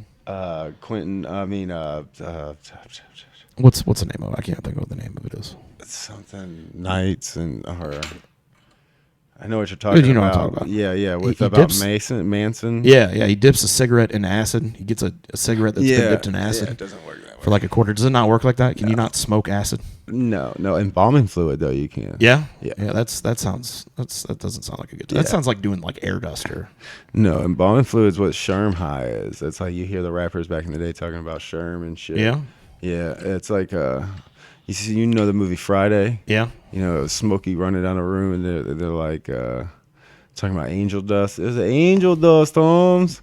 Similar to that kind of, but like I've been tricked one time with it. Like the dudes hit it, and I was at a party. There's nothing shittier than that, dude. You can't. And like they were like, "You want to hit this?" And I hit it because, and you know, I get white boy wasted, so I hit that motherfucker, handed it back, held it, go in, and like I just remember sitting on the couch and was just stuck to that couch for a good, like it just felt like the world was, like I felt like I could almost like could feel the world rotating around me on this couch. It was just like. Yeah, that's never a good thing. It was, and I was stuck. I couldn't move and stuff. Didn't like it at all. Yeah, because once I found that out, I was like, oh, I don't know why they were even at the party, but you were bound to see some crazy drugs at any of the parties I was at. Yeah. It was always like you'd open up a door to a room, and there was always like 5 or 6 people in there. One dude's got the fucking beanie on and the greasy hair hanging. And the blowout on the fucking CD or the mirror or whatever they got that they're chopping up blow. Like I turned down coke one time. Like I was in Miami. Never turned down I was- coke in nah, I was- Miami. In Dude, I Miami just- at that? All right, Oh, listen, you man. do- Here's my oh, you thing. only do a bump if it's in Miami. Yeah, Don't do no fat gagger. Well, here's my thing, man. I don't want to get into anything that I can't get a hold of regularly. Oh, well, you don't want to get a hold of regular cocaine regularly from Miami anyways. Like once you do cocaine in Miami and then you come here and do cocaine, you'll be like, oh, I don't want this. Yeah, well, like the person that was like trying to get me to do it, he was like straight out of like Dare. She's like, just rub a little bit on your gums. I was like, no, I don't want to do coke, man. I don't want to do coke. I don't know why they tell you that. I hate that. I don't like the. I was never that guy. Well, dude, and the guy like brought it in. And it was like everybody that does $40 for like a little bag. And I was like, that's not very much. Yeah. And he took it out of his sock. I was like, I'm not doing sock coke, man, because like the next thing I'm going to be doing is butthole coke. And I don't want to do that. I don't want to do butthole coke. I've done a lot of hot chick butthole coke. Any chick that was riding around with me, if you got me in a car with cocaine, because I knew that was the only way they were going to catch me. Dude, like that, no. Yeah, I would make them. No. I'd be like, here. What do you know that song that, remember that Jim Jones song? Bowling. That's what that song's about. Bowling, it means the transportation of cocaine through the vaginal canal or the anus. Oh, that's different. Yeah. So that's how I rolled, because no one was ever checking up the chicks' fucking vajayjays or their buttholes. I don't know if they put it up their buttholes. Well, that'd be the first place. Close enough. That's the first place I'm looking now. Is a butthole? Yeah. Yeah. My buddy got arrested once because he stuck his shit up his butthole, and when he got pulled over, and the cop took his license, and his ass stank so bad on his license that he knew he had shoved something up his ass. Nah. I'm just kidding, but that's a bit I had written down. I just don't know how to. His ass stunk so bad the cop was like, hey, "There's only one reason." You've obviously stuck something up your ass. That's I've only gross. been told to bend over. Like, I've had to do the squat and cough thing once. Somebody thought I stuck something on my ass. I was like, "You trip? Yeah, what do you think?" But Brad does his Kegels, so it stayed up there. Well, he asked me if I had any syringes on me, and then made me do it. I was like, "Who the fuck sticks syringes up their ass?" You'd be surprised. You'd be surprised. I guess. It's like a Sharps drop box. Man, it's a That's gross. But the sphincter always snaps back. It's true. It's true. It's a muscle. Like I read something the other day that's like your anus can stretch like 8 inches without suffering any permanent damage. I can fit my penis in there sideways Yeah. twice. And a raccoon can fit its entire body through a hole that's like 4 inches wide. So 2 raccoons. So you could fit almost 2 raccoons up your ass. Yeah, I've seen some pretty crazy videos. Like me and my buddies used to send like in high school. Would send each other. Yeah, we were talking about that just earlier. Videos. And I remember there was this one where this chick was taking this guy's bald head and her fucking vagina. Dude, I think I'm pretty sure I saw that. That was not right. That wasn't real. He had a lot of his head. Like he had 2 fists in it before. Yeah, that was fake. It had to have been fake. If you could put 2 fucking fists in it, the top of it. Dude, I ain't got nothing for you, man. Yeah, I am no. Yeah, no. Like I'll throw my foot in it. Park their car. The spark. You got to put a garage door on it. Yeah, that pussy was busted. Just think of if she had kids and then they see it and they're like, they just would walk out. They would just walk out, smoking a cigarette. Yeah, hair It's in their balmy mouth. in there. It's balmy. So when's your next show? What are you doing? Oh, are you New going to Year's perform Eve. New Year's Eve? Yeah. New Year's Eve. I'll be hosting. It'll be next Friday. Next Friday, I'll be hosting those 2 shows, and they're going to be good ones. I recommend coming out.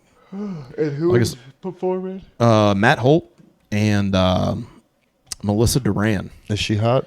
No, she's really, really, really funny. It's Matt Holt's girlfriend. Oh, well then. So I'm not, dude. Matt's my boy. And, no, she's a very, very beautiful woman. You said no. I was like, damn. No.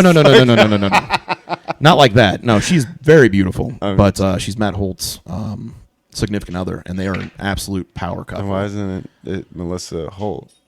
Oh, it's because they're just together. They're not. They're a power couple, man. Yeah. And it's cool. Yeah, I think that's got to be cool, like being able to share that with your spouse. I don't like it.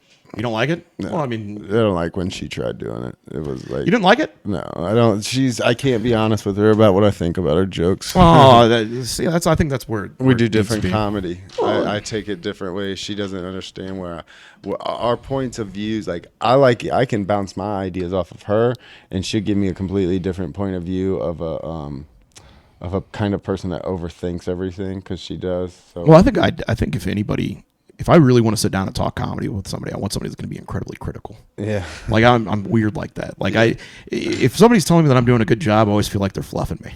Yeah. But if somebody's like, this is what you need to work on, I'm like, that is something that I can take away from it because I don't feel like I'm in any kind of position to ever tell somebody what they need to work on. Even if I feel like, oh, neither am I. when there's new guys, like I don't have anything to tell. The most I can tell them is like, just don't listen to nobody that's what's else. crazy because like the last time I was here, I was a baby, and I'm like now to the point where like people are asking me for advice. Yeah. I'm like, dude, you're asking the wrong fucking one, bro. Like I don't have any idea what I'm. Yeah. Mm-hmm. Yeah, because we've got. I can tell you what not to do. We got some new babies that are on the scene, like Alex Hayes. Alex Hayes is good. Yeah, I remember his first night. I was hosting his first night, and his friends that hosted. It was actually right before we shut down for COVID. I think the first time, and his buddy had a great joke. I forget fully like what it fully. Dude, was. there was like 3 kids that night that came in and did it for the first time. Yeah, and the one kid, and the other 2, I haven't seen the other 2. little But dykey Alex Hayes, looking one. Yeah, I've seen Alex. He had one a few times. I about like Alex. the World Trade Towers. And what it would be like if the guy that was jerking off during when the World Trade Towers were hit in the building next to him, like, and he was actually he was jerking off. He's like, and I was like, "You motherfucker!" He's like, "Who? If it doesn't have internet, what's the fucking point?" And I'm like, "This little motherfucker." And he never came back. Alex Hayes was the only one that stuck. I got him coming on. Actually, tomorrow I'm supposed to be getting John Caparula. All right. On, so that could be cool. I think we're gonna be doing it FaceTime though, so that's always fun. Yeah, but it'd be cool. I've been watching a lot of shit with him on there, so which I hate doing, like studying up on somebody because now I feel like I know everything. Fuck you. I don't need to talk to you. No, I'm kidding. But I like coming on here because we always talk about just random shit. Yeah, like we talk about comedy and we talk about fucking space and that shit. The space shit blows my mind, dude. The space shit is it's. We were talking about this the last time. Like the disclosure, it's got to. It's. I think they're just creeping it out on us. Oh, that yeah. But that's just what they know. I know, like it's a fact for one that they have. The government, every year that we advance in technology, like publicly, the government's like has like an 8-year advancement. Yeah, and that's been going on since like the 70s or 60s, and to know just where we're at today, which I don't feel many people even have a grasp on the technology that publicly is being disclosed. Like they have a patent now about a machine that can alter the fabric of reality that the Navy's fucking or DARPA, whatever, has posted. What that means, I don't fucking know. But well, that's the crazy thing. Like the biggest thing that I've heard is like the aliens. They don't want to let us know that they're here because we're not ready to understand what actual space travel is. Yeah, that's what the Israel's chief of space defense, which I like the idea, came out and said a couple like 2 years during COVID. Is that whatever? Like he came out and said that like Trump was going to let everybody know and disclose everything. Well, I think that's part of the disclosure too, is because like they haven't come out and refuted it. Yeah. Like, and they've had Bob Lazar out for 20 years, 30 years saying shit. And I don't think that they're, I think if you got one guy that's saying stuff, that's probably a good thing for them if you're trying to keep something hidden. Yeah. Because if you do come up with the shit, you can be like, we've been telling you this shit for years. Well, yeah, they had they've slowly been doing it because they had the CNN and the Fox News. They had it on there. The guy from the Pentagon that came out and said that they had recovered unearthly made vehicles, whatever that means, I don't know. And that they released all of the footage, not all, but they released the gimbal, the Tic Tac, and the Nimitz videos, which were the military. And then they released another one like about 6 months ago, which was the pyramid UFO that was over the Navy's airship carrier or whatever that they had, big huge ship they had. And there's other videos that have been released, and supposedly they have this video of a jet pilot that has video from his cell phone that's like amazing. Yeah, that they were going to release, but they let it. They stopped it. Well, because if space travel turns out to be more towards like time travel, like that, because if you're doing space travel, you're going to be going over thousands of years, and if you can find a way to survive thousands of years, that's going to fuck a lot of shit up. Well, just and if you get far enough away from our sun, time changes, and you can go out of our sun. You leave 20 years, and you come back within those 20 years, and it's been actually like 200 years on Earth, and you're only 20 years older because time changes and slows down the further you get away from gravity. Because Yeah. gravity, from what we think, everything's a theory too. That's what a lot of people don't realize. It's science, like everything. Science means that it's not proven yet. Like they think they have it. They're about 99% sure, but there's always that 1% that you've got to challenge, and that's what science is challenging everything to make sure that it's the definitive. But we still don't know.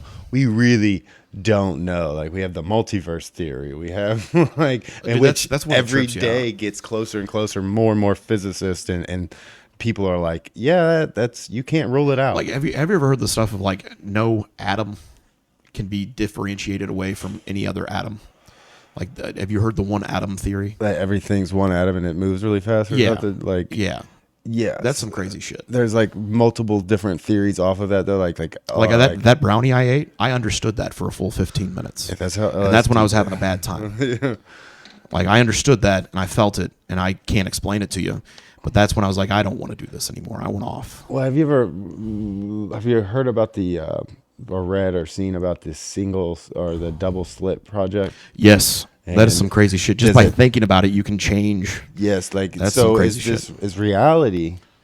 Like it doesn't if we don't see it to happen, it doesn't happen. If something's not there to basically like without us viewing it, like the way the atoms go through and split up is Like, have you ever seen how a video game is developed? bits and pieces. All right. So, like, I was watching a thing that kind of like took it was a first person video game. Like Grand Theft. And they took it back beyond past they would take it to like a third person viewpoint, but with the first person viewpoint like this. So like when the player would turn, everything over here was empty, but when it would turn, it would fill that up as it was turning. Yeah. And then as it would turn, this stuff would disappear. I was like, that's some crazy shit. Like, what if everything that we see, like if I'm looking at you, like this shit over here doesn't exist.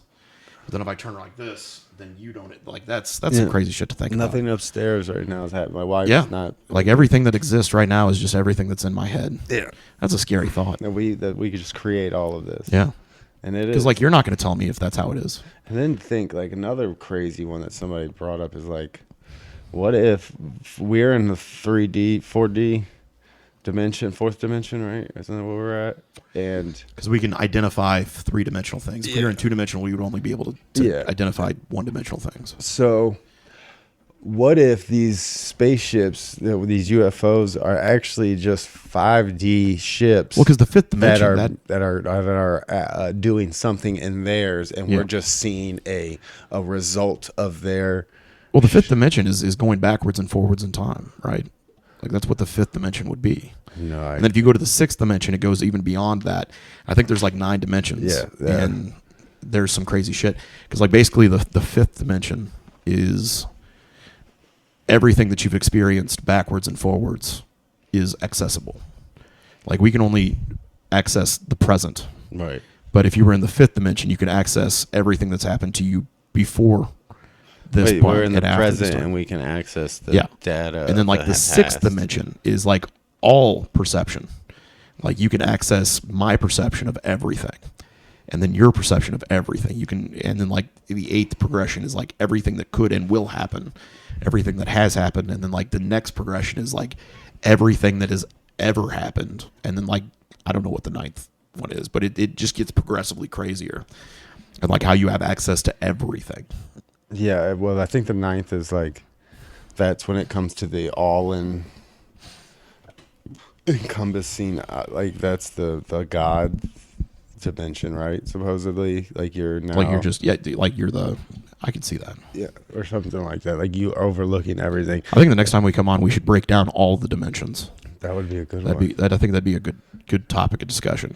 The DMT. I know you've never done that one, but you know how you were talking about being in seeing everything from the third person view.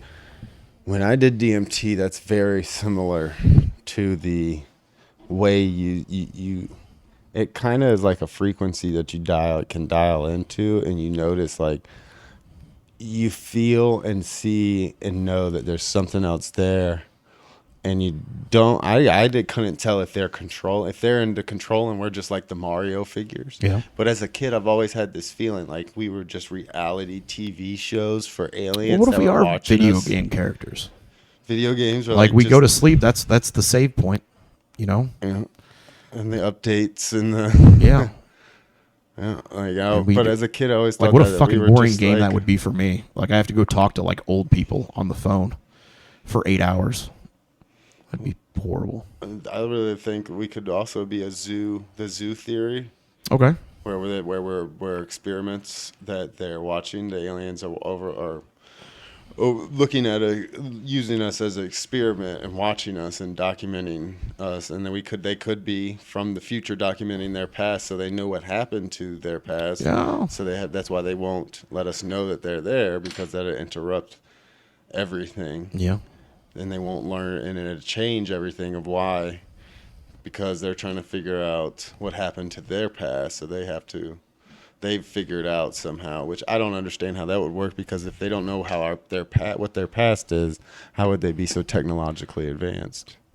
Well, it's like, I mean, you look at the pyramids and shit like that. We can't figure out how they did it, Nope. and we want to know, right? And we want to know all kinds Like, I of guess if crazy you- shit with the pyramids, like how come they built it with like electroconductive Yeah. quartz and shit. Well, there's shit going on that we don't know anything about. And like you look at us now, like we have all of human knowledge in our pocket, you know. But 3,000 years from now, you dig this thing up, what are you going to see? You're not going to see shit. You're not going to have any idea that this held all of. There's no way to pull. There would be no way to pull the knowledge out of this without what it's connected to. Yeah, without having the historical. And if you do find like the mainframe, you're still not going to be able to pull what was on it. Like, Have you're you not gonna- seen Graham Hancock or heard of Graham Hancock and Randall Carlson and their theory? Like Graham Hancock, he's an author that did Fingerprints of the Gods, Chariot of the Gods. No, wait, Chariot of the Gods is the other one, the other guy. But anyways, he has the theory that there was an advanced technological civilization before us, and they were destroyed because of the dry ice period, when we had the ice age, and they were like miles high of ice went all over the like North America and shit, because they found like Göbekli Tepe, which predates. It's like true north. They still haven't been able to just like uncover and dig it all out because of the war and everything in Turkey, but it predates the Sphinx and the pyramids thousands of years. And it's like they get deeper and deeper. It was on this big hill, and they can tell that it was intentionally buried. Every certain amount of years they would bury it and rebuild like layers. And the deeper they get, the more intricate and advanced the stonework and shit is. Well, I mean, if we nuke ourselves to oblivion, the people that survive that are going to have the memories of what was going on beforehand, and that's what going to Graham become legend. Graham Hancock and Randall Carlson theory is like that either we got hit by a asteroid, big enough asteroid that it Well, even the names of the stuff, like if I had no proof of anything, and I said we had an F-22 Raptor, they're going to think that there was flying fucking animals, not planes. But what they think is like if we today got hit by an asteroid, a big enough one would knock out all the electrical grid just from the asteroid or comet or whatever hitting the atmosphere. That boom is going to shut everything down. A big enough one, and they think that's what they have. And Randall Carlson, a geologist, What do you think that's big enough to have re-entry, like knock stuff out into space and then re-enter as new space material? Because it's going to be like a wave. It's going to go up into the atmosphere, come back down, create more shit. It's going to knock stuff out of the atmosphere. And it just goes like it's a ripple all the way around the Earth. And that's what's going to fuck us all. And they said that's what would happen is we, for one, tribalism kicks in, right? Yeah. And there's going to be a lot that die just from not having food, not having electricity. There's going to be a lot of people that can't survive that. From the people that do survive all the tsunamis and everything else, you got to think all those people are wiped out. There's not going to be enough smart people, and then between the ice age and what's going to happen with the way the poles flip and the magnetic poles would flip and everything would go crazy there for a little while, and it would take our numbers down so small that we wouldn't have enough people that had enough historical data and a historical, it's historical, but enough of the technology to carry it on and advance it. And we wouldn't, because of our tribalism, we wouldn't allow outsiders to come in and try to teach us to do things. So we would rewrite history to what we want it to be. Well, it would die off. We could do that. And we would go back to barbaric. We would slowly go back to barbaric. You know what I'm ways going to miss the most? What are you going to miss the most? I'm going to miss TikTok. TikTok? I'm going to miss TikTok. Big booty hoes is one of them up there. Yeah. Like, thirst traps on TikTok. yeah. Oh, yeah. There's some good ones. Those chicks know what they're doing too to really get you to hit their link tree. No, dude, there's nothing better than going through TikToks and catching a nip slip. Like you're like, that's not supposed to be on TikTok, and that's gonna be that's. I feel like special because I saw it. I caught it before TikTok did. But I don't report it. Oh hell no, dude, no. I mail it to all my friends. No, I don't even do that, man, because it's gonna pick up the algorithm. Like I leave that out there for the random person that's flipping through them for me too. Let me save it. Well, it's like one of those things. Like it's not supposed to be there. Like it's special. Yeah. That's what I'm gonna miss the most after society has fallen. Well, I just Catching watched a nip slips. TikTok. A guy, there was a people were like, does anybody else feel like this is the last year of human existence? That's Scary. that's kind of That we're entering into the last. like this has been the slowest, most drawn out, boring apocalypse of all time. For real. Like I expected to be like that and everything lights out, you know. But this has just dragged on for way too long. Yeah, if I gotta reach 90 to see. Yeah. That's the one thing that gets me with the Illuminati. They're like, no, they got this real long, hundreds of year plan that they've had into. It's like, bitch, ain't nobody thinking about 100 years from now. They don't care about themselves, especially the rich motherfuckers. You think they really? Yeah, look at global warming. Nobody gives a shit about global warming. Right. All I know is that it was 70 degrees in St. Louis Yeah, on and Christmas the water Day, and my house was fucking wet love and it. it didn't rain. Yeah. Did you notice that? How fucking my ground, everything out here was soaked, but it didn't rain. Like I'm thankful that I'm not on a coastal city. Yeah, especially with that volcano shit that was going off there for a while, like La Oh, Palma. dude, yeah. That there for a while was considered one of the biggest threats. But has anybody been checking on these people that are like hardcore conspiracy nuts? Like the people that thought that like the La Palma thing was going to happen, and they were like posting shit that's like, oh, it's happening tomorrow. Like you don't hear anything about those people anymore. Or like Q people. Oh, they're still at it. Are they still at it? Dude, they did this shit in Texas. It's like If you have a Q family member, check on them like right now. they all went to Texas. A bunch of them went to Texas to the Because they grassy thought knoll. because they thought JFK Jr. was gonna come back to life. they were like singing or- like hymns and stuff. Yeah, and with I mean, candles. yeah, I did a joke when it first happened. I was like, man, JFK Jr. ghosted him. Yeah. Like the true ghosted him. The poor people need a win, man. They need something to happen that they predict. Yeah, I agree I'm with kinda like- the pedophilia thing. There's an issue with pedophilia. Well, that's within another reason why they might tops. look like nutbags, because if the people in power that they're trying to fight against, if they have the power, they can make them look like nutbags. Yeah, and some of them do go down the deep end though. Yeah. Like the deep end. But the pedophilia shit, like there's no denying it no more. Like there is. Well, and that's no, what's even, crazy about it is because I don't think that there's anybody on the planet that's not like, that's horrible and that shouldn't happen. But as soon as that comes up in like anything, it's hushed. Yeah, Like this Maxwell trial, I haven't heard dick.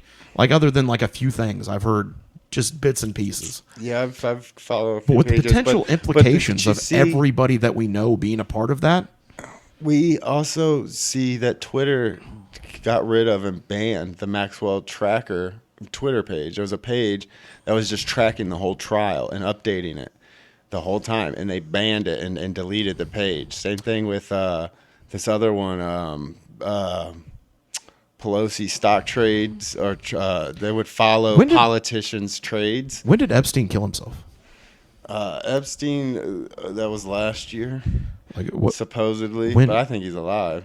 When? I wonder what the date is. Because William Barr, the FBI, the guy that was running the FBI while Trump was in office, William Barr, he is a big player in that game. He has a big part of the whole thing. The guy that ran the FBI during Trump's time, William Barr, his dad took Epstein under his wing. He was the one that like trained him. They're all part of it. They're all part of Well, it. here's what's messed up, man, is because like we're talking about things that are bad, like Omicron and stuff like that. Like that's what's being shoved down our throat. Like this is bad.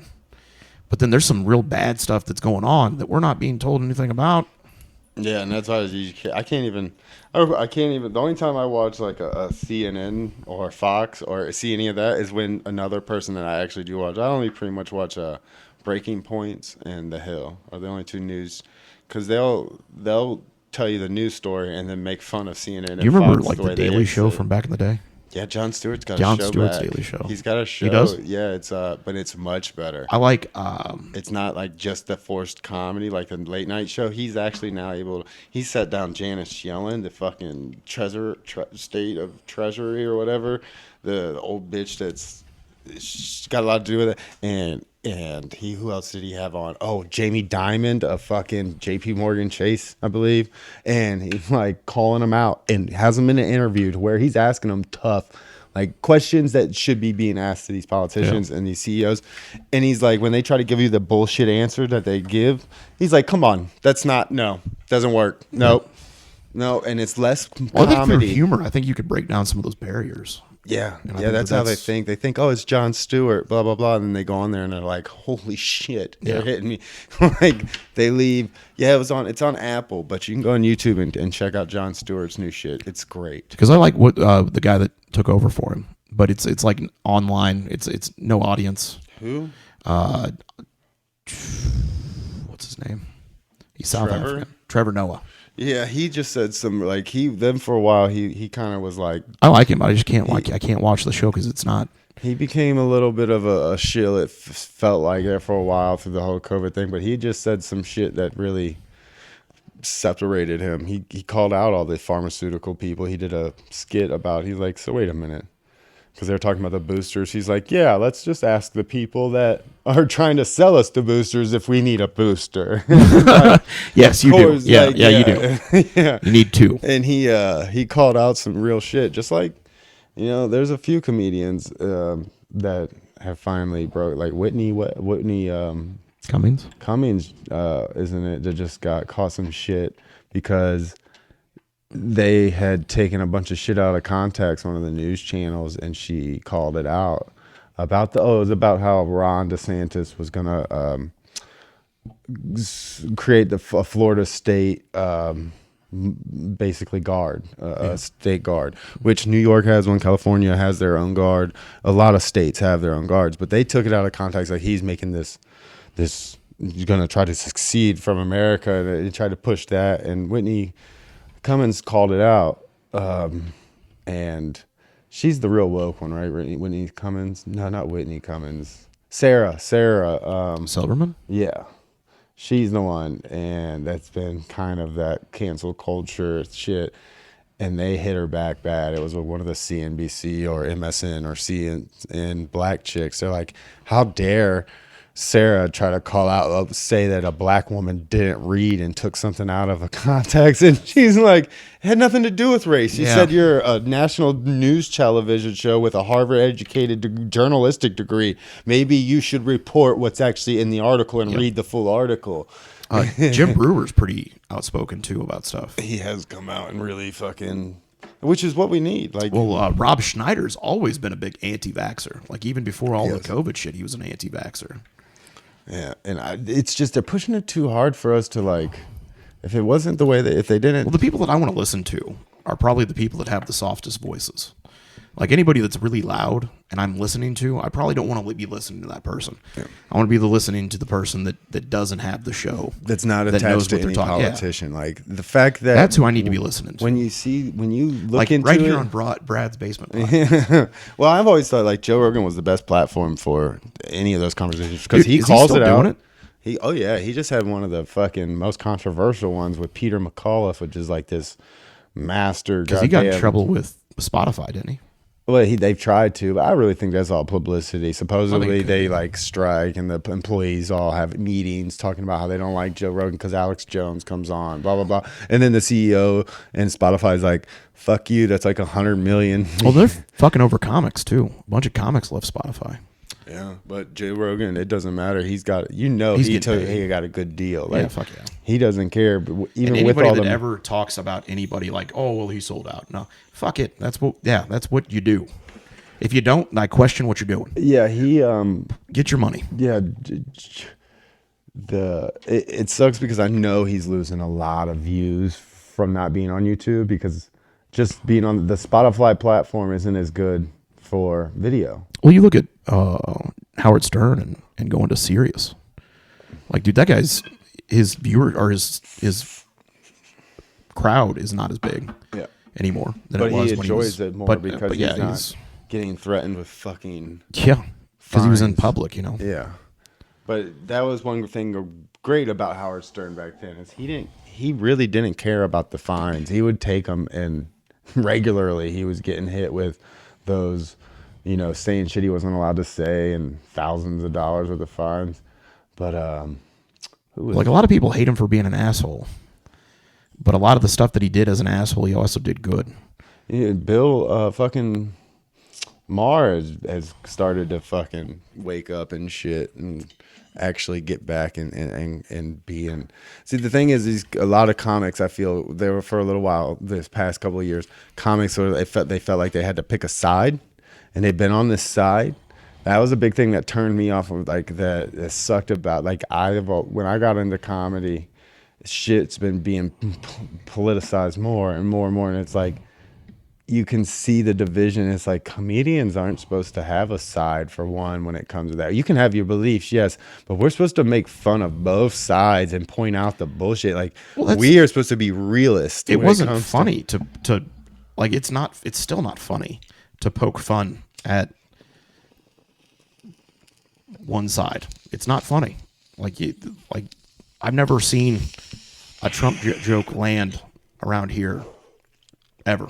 No. Like, it never hits right because the people that would think it's funny are uncomfortable because the people that don't think it's funny. And that's sad. Yeah, like when I got booed off the stage that one show, they were drunk people, and you heard "Let's Go Brandon." Well, like, that's that was how right I know around that that week. That's how I know that I'm level on the shit, because I can look at that and I can say that's really funny. Yeah, like that what they did there. That's it's funny. hilarious. That's funny. Yeah, but see, I did that at the beginning because they kept yelling it. They were real rowdy when I came up. So I was like, all right, let's get this out of our system. I'm going to say let's go. You guys say Brandon. We did that a few times and started the show. But they did not like it when I got into the abortion material and, like, any kind of things that's talk shit about Trump or anything like that. Yeah, they turned south quick. And it's like, oh, you're fine with the Let's Go Brandon. I just hate that that's the first thing that, like, people go to.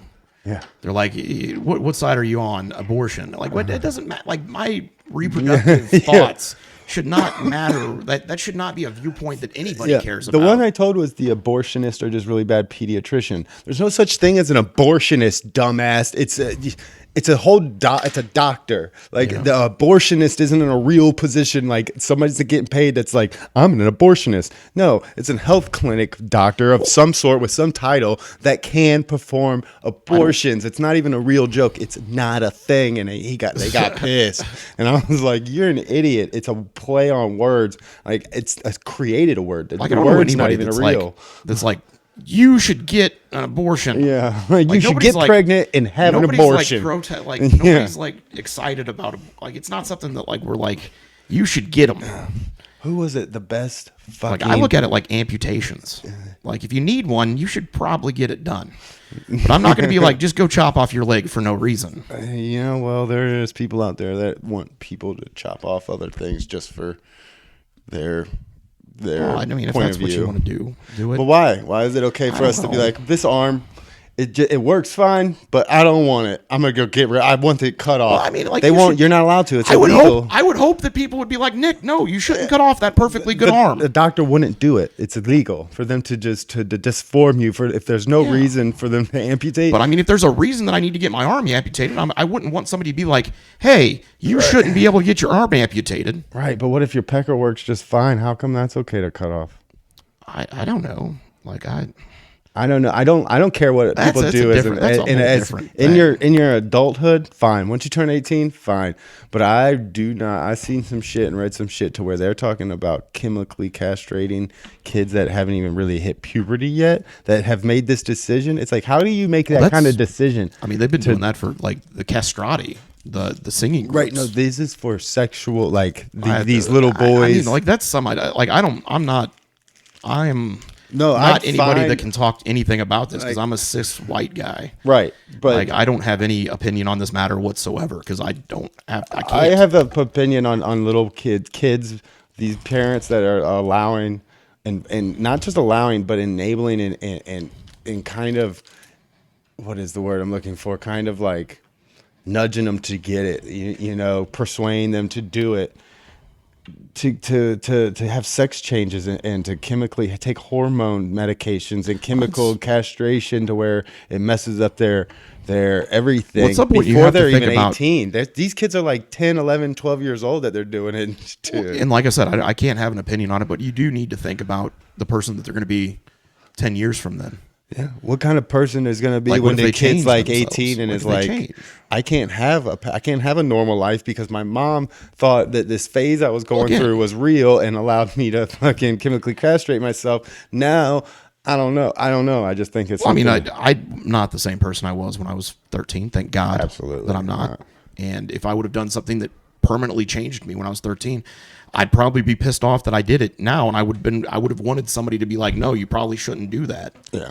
And like it may be, it makes you look like an asshole now if you're like, hey, you shouldn't do that. You look like you're unsupportive of it. And it's not that at all. You do whatever you got to do, man. I'm just a bro that is trying to make it through life. The case that I read was just so crazy. It was this mom that was trying to force it. It was all over the dad, not that they were trying to take full custody rights, like where he couldn't see the kid at all. But the son said he didn't want nothing to do with that when he was with his dad. But when he was with his mom and his sisters and the mom's new girlfriend, he, you know, kind of in that, when he was with them, it was okay. He wanted to be a girl. But when he was with his dad, he acted like a boy, you know. And his dad would not call him by his pronoun or something like that. And the judge they were trying to take full rights away from this dad from seeing his son at all. And like charging him with like abuse or something for not going along with this. And he's only like 10 years old or some shit. I was like, how the fuck is this a real thing? Like right now, how is a kid? If I had to deal with that as a father, like I'm like Jules went all crazy. We had a baby and she just went nuts and was like, yeah, this is what we're doing with our kid. I'd be like, how would I even fight that? Well, here's one thing I can recognize is that like I'm an outside looking in.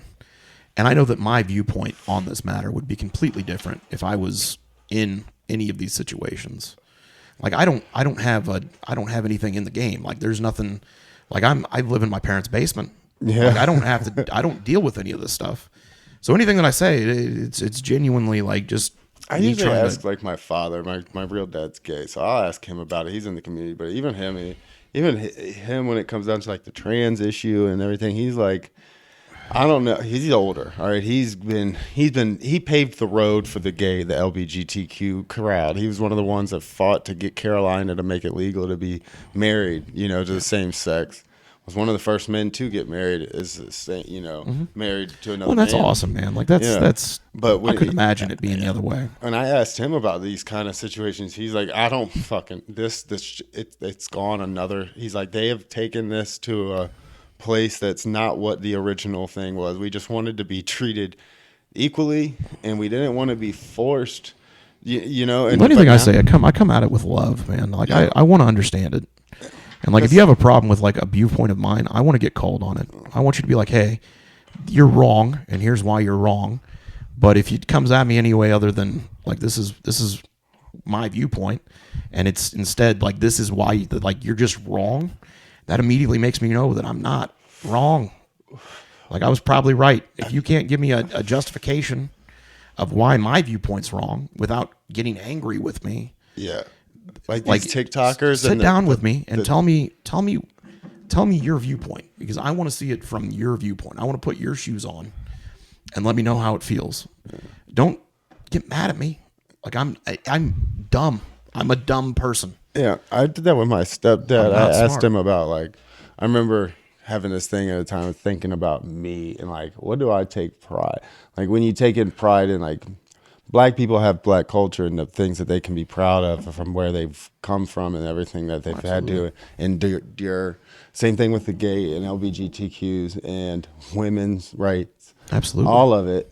So you ask, I asked him, I was like, well, what do I take pride in as a cis, straight, white male that knows that I came from a family that used to once own slaves, that, you know, has a real, like, when I look back into my past and my ancestral past, it's not good. And most white people's aren't. I mean, besides the ones that came from, like, Ireland and shit like that were treated just as fucking horribly. There's a group of white people out there too that come from Ireland and shit like that were treated horribly and killed in masses and everything. Well, and I struggle with that, man. I struggle. But we did it. It was us. That was that. And it's like, and I asked him about that. And the best thing he gave me was, I remember him telling me, he's like, you can take pride in the fact that you're the generation that's changing. That's going to turn it. That knows it, notices like, hey, it, that was, and is forcing change. because, like, if I could do anything about it, I would. You're right here, Notice. See, if this was 50 years ago, We're getting deep. Yeah, if this was 50 years ago, that white people saying it's wrong and, like, not, like, looking at it as a me versus them, but hey, that's wrong. They're just human beings too. It wasn't that white people were superior in those days, and I know that's how they felt for a fact, because my grandfather, before, that's how he was. Like, if my grandfather found out I had dated a black girl and had slept with a black, I remember I was dating and sleeping with this black chick, and it was before my grandfather died, and I was renting a place from my grandfather, and my dad had told me, he's like, you better not let your grandfather see that girl up in that apartment with you. He is not going to be happy. He's like, you do not have, like, grandpa will tell you, you do not mix this bloodline. And it was like, I was just floored. Like, how the fuck? What? I was like, and it made me want to more, because I was a rebellious type. I was like, so I had her, all the cousins up in that motherfucker and everything. And he didn't ever act like that to me, but my dad had to deal with it. Like, my dad didn't come out of the closet. When we talk about shit, we like to talk about it like it's ancient history. Yeah, no, it was only a couple generations ago. It's not ancient history. It's it's still here. Very prevalent. Like, there's, what was it that, did you see the kid, the rich white kid that fucking the Ofallon kid that killed like 4 people in a drunk driving accident? No, that's guy crazy. That admitted to raping those few girls and then admitted to it, and the judge came back and said, I prayed and on this decision, gave him house arrest and probation. That's how you know that there's a problem, because you can bring up the rich white kid, and we can think of 2 different cases at the same time.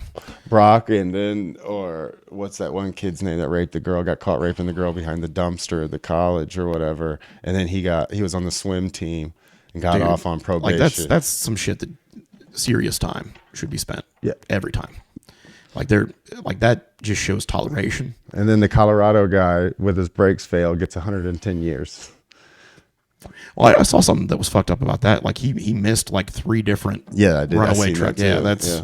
I mean, at some point you do. Like, I understand the people that are upset about that, but at some point you gotta give. How old was he? I don't know.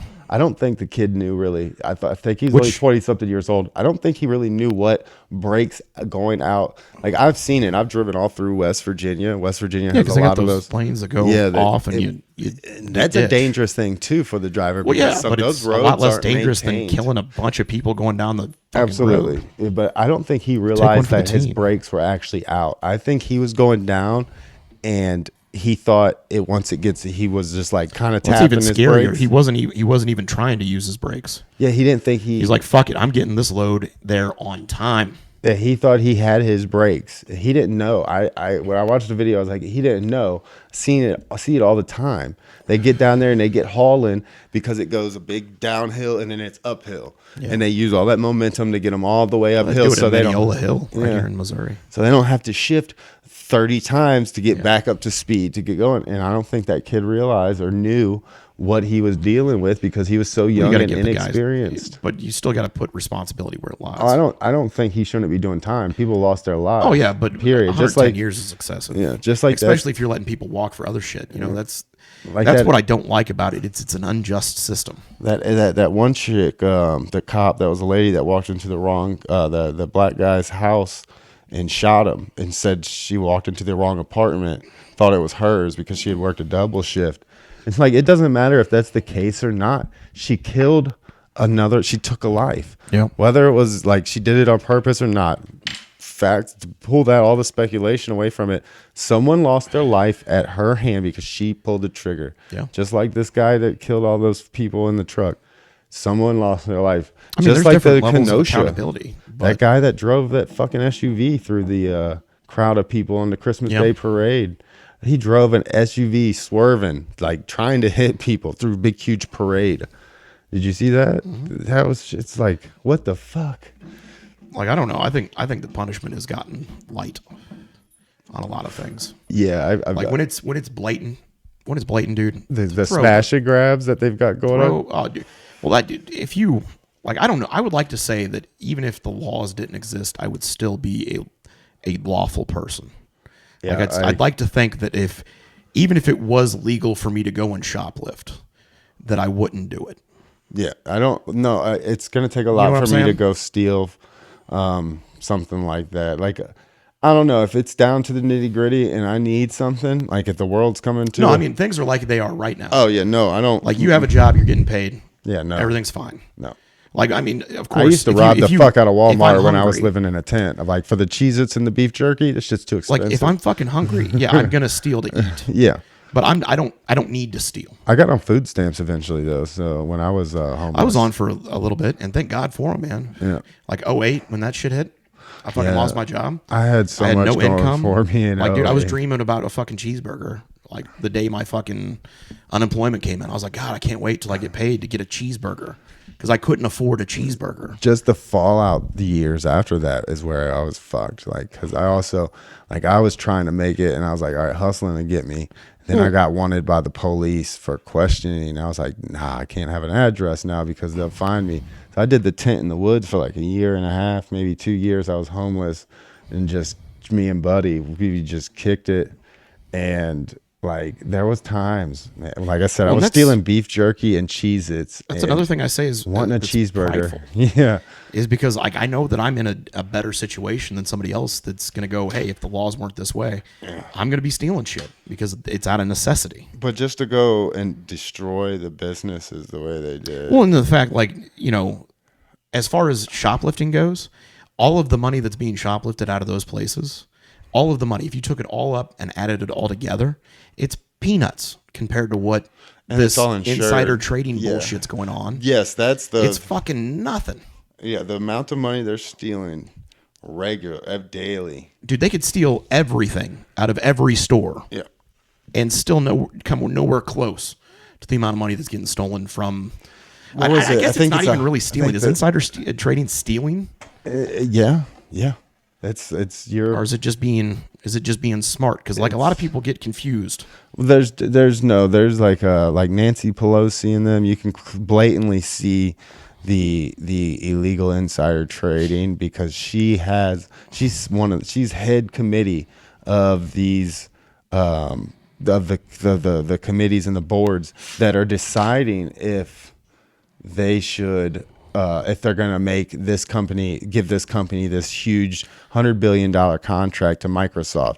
And then the day before she does, they go and buy a bunch of call options or buy a bunch of stock in Microsoft because they know they're going to win it. And that's what she was doing. How about all those dipshits on Reddit that have like basically taken down hedge funds? Yeah, they took them off of they banned their Twitter page for it. They've taken down their TikTok page a few times. It's not funny when it's a bunch of nobodies that's doing it. It's not. It's not something that's looked. It's the Quiver. Yeah. Now.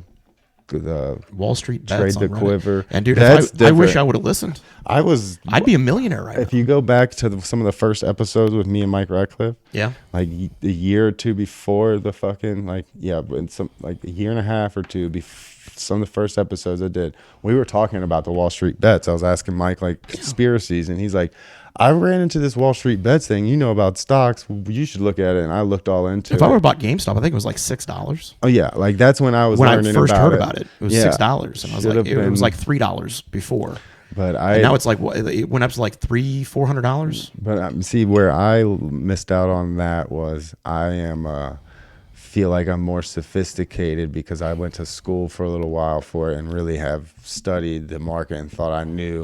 And I was like, they're stupid. That's why they get considered dumb money. They're going to lose a bunch of money.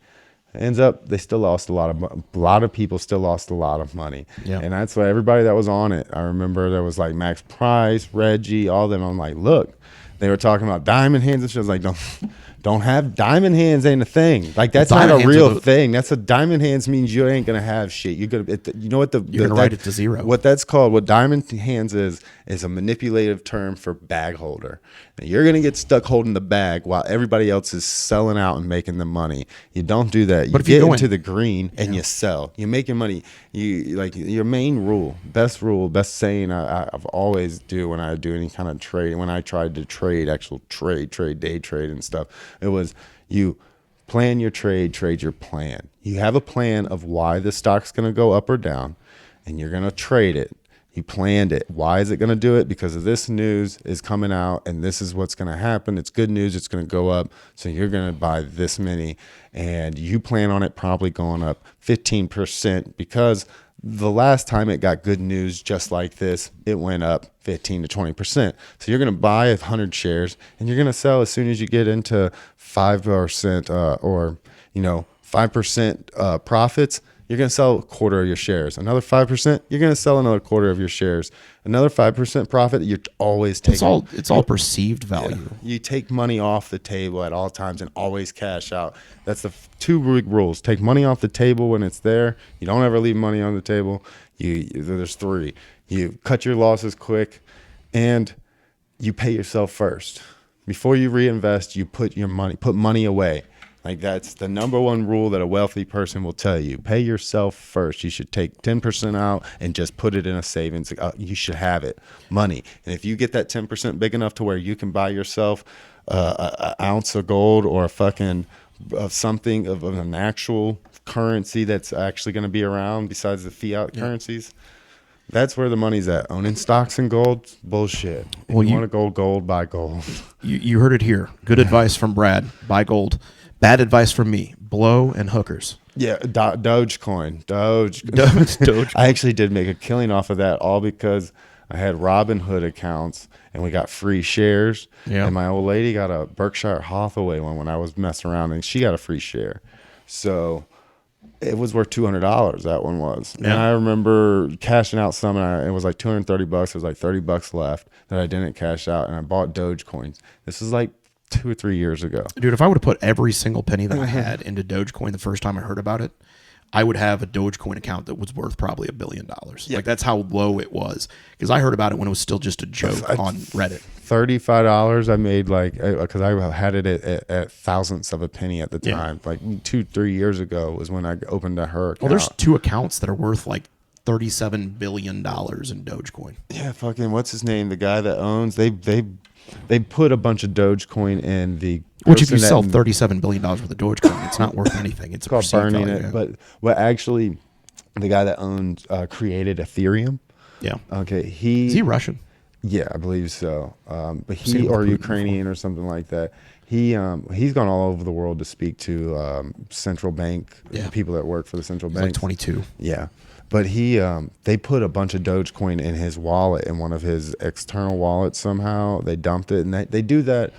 The people that create these coins do that to be able to tweet out and to pump it, like, hey, look at who bought Well, just 70, buying the dip for when Musk went on Saturday Night Live. I think if you would have bought that little spike, you would have been. Yeah, I doing bought pretty fat, in too. and made plenty. Elon, when he was texting and talking about it, I was making money on it. Yeah. Like that's another part of trading. There's a way to trade the news. You can trade the news. Some people have good luck with it, some people don't. But if you see that there's a big ass fucking explosion at one of the main oil refineries in Saudi Arabia. Dude, do you remember that big explosion? I think it had just happened the last time we talked. That big explosion. It was like an ammonium nitrate explosion. Oh yeah. I was just watching a video of a. You don't hear shit about that either. No, you don't. They say just it was kinda fell off fertilizer the- or something like that. Dude, that was the biggest explosion. That's the biggest possible accidental explosion that could ever happen. Yeah. Like you can't make an explosion like that on purpose. It would be Beirut, really hard. I think it was Beirut or Beirut. Yeah, Beirut. Beirut. Yeah. Like it would be hard to make an explosion that big on purpose. Yeah. To make one that big on accident. That's a lot of fucking shit. There was a lot of things that had to go right for that to happen that way.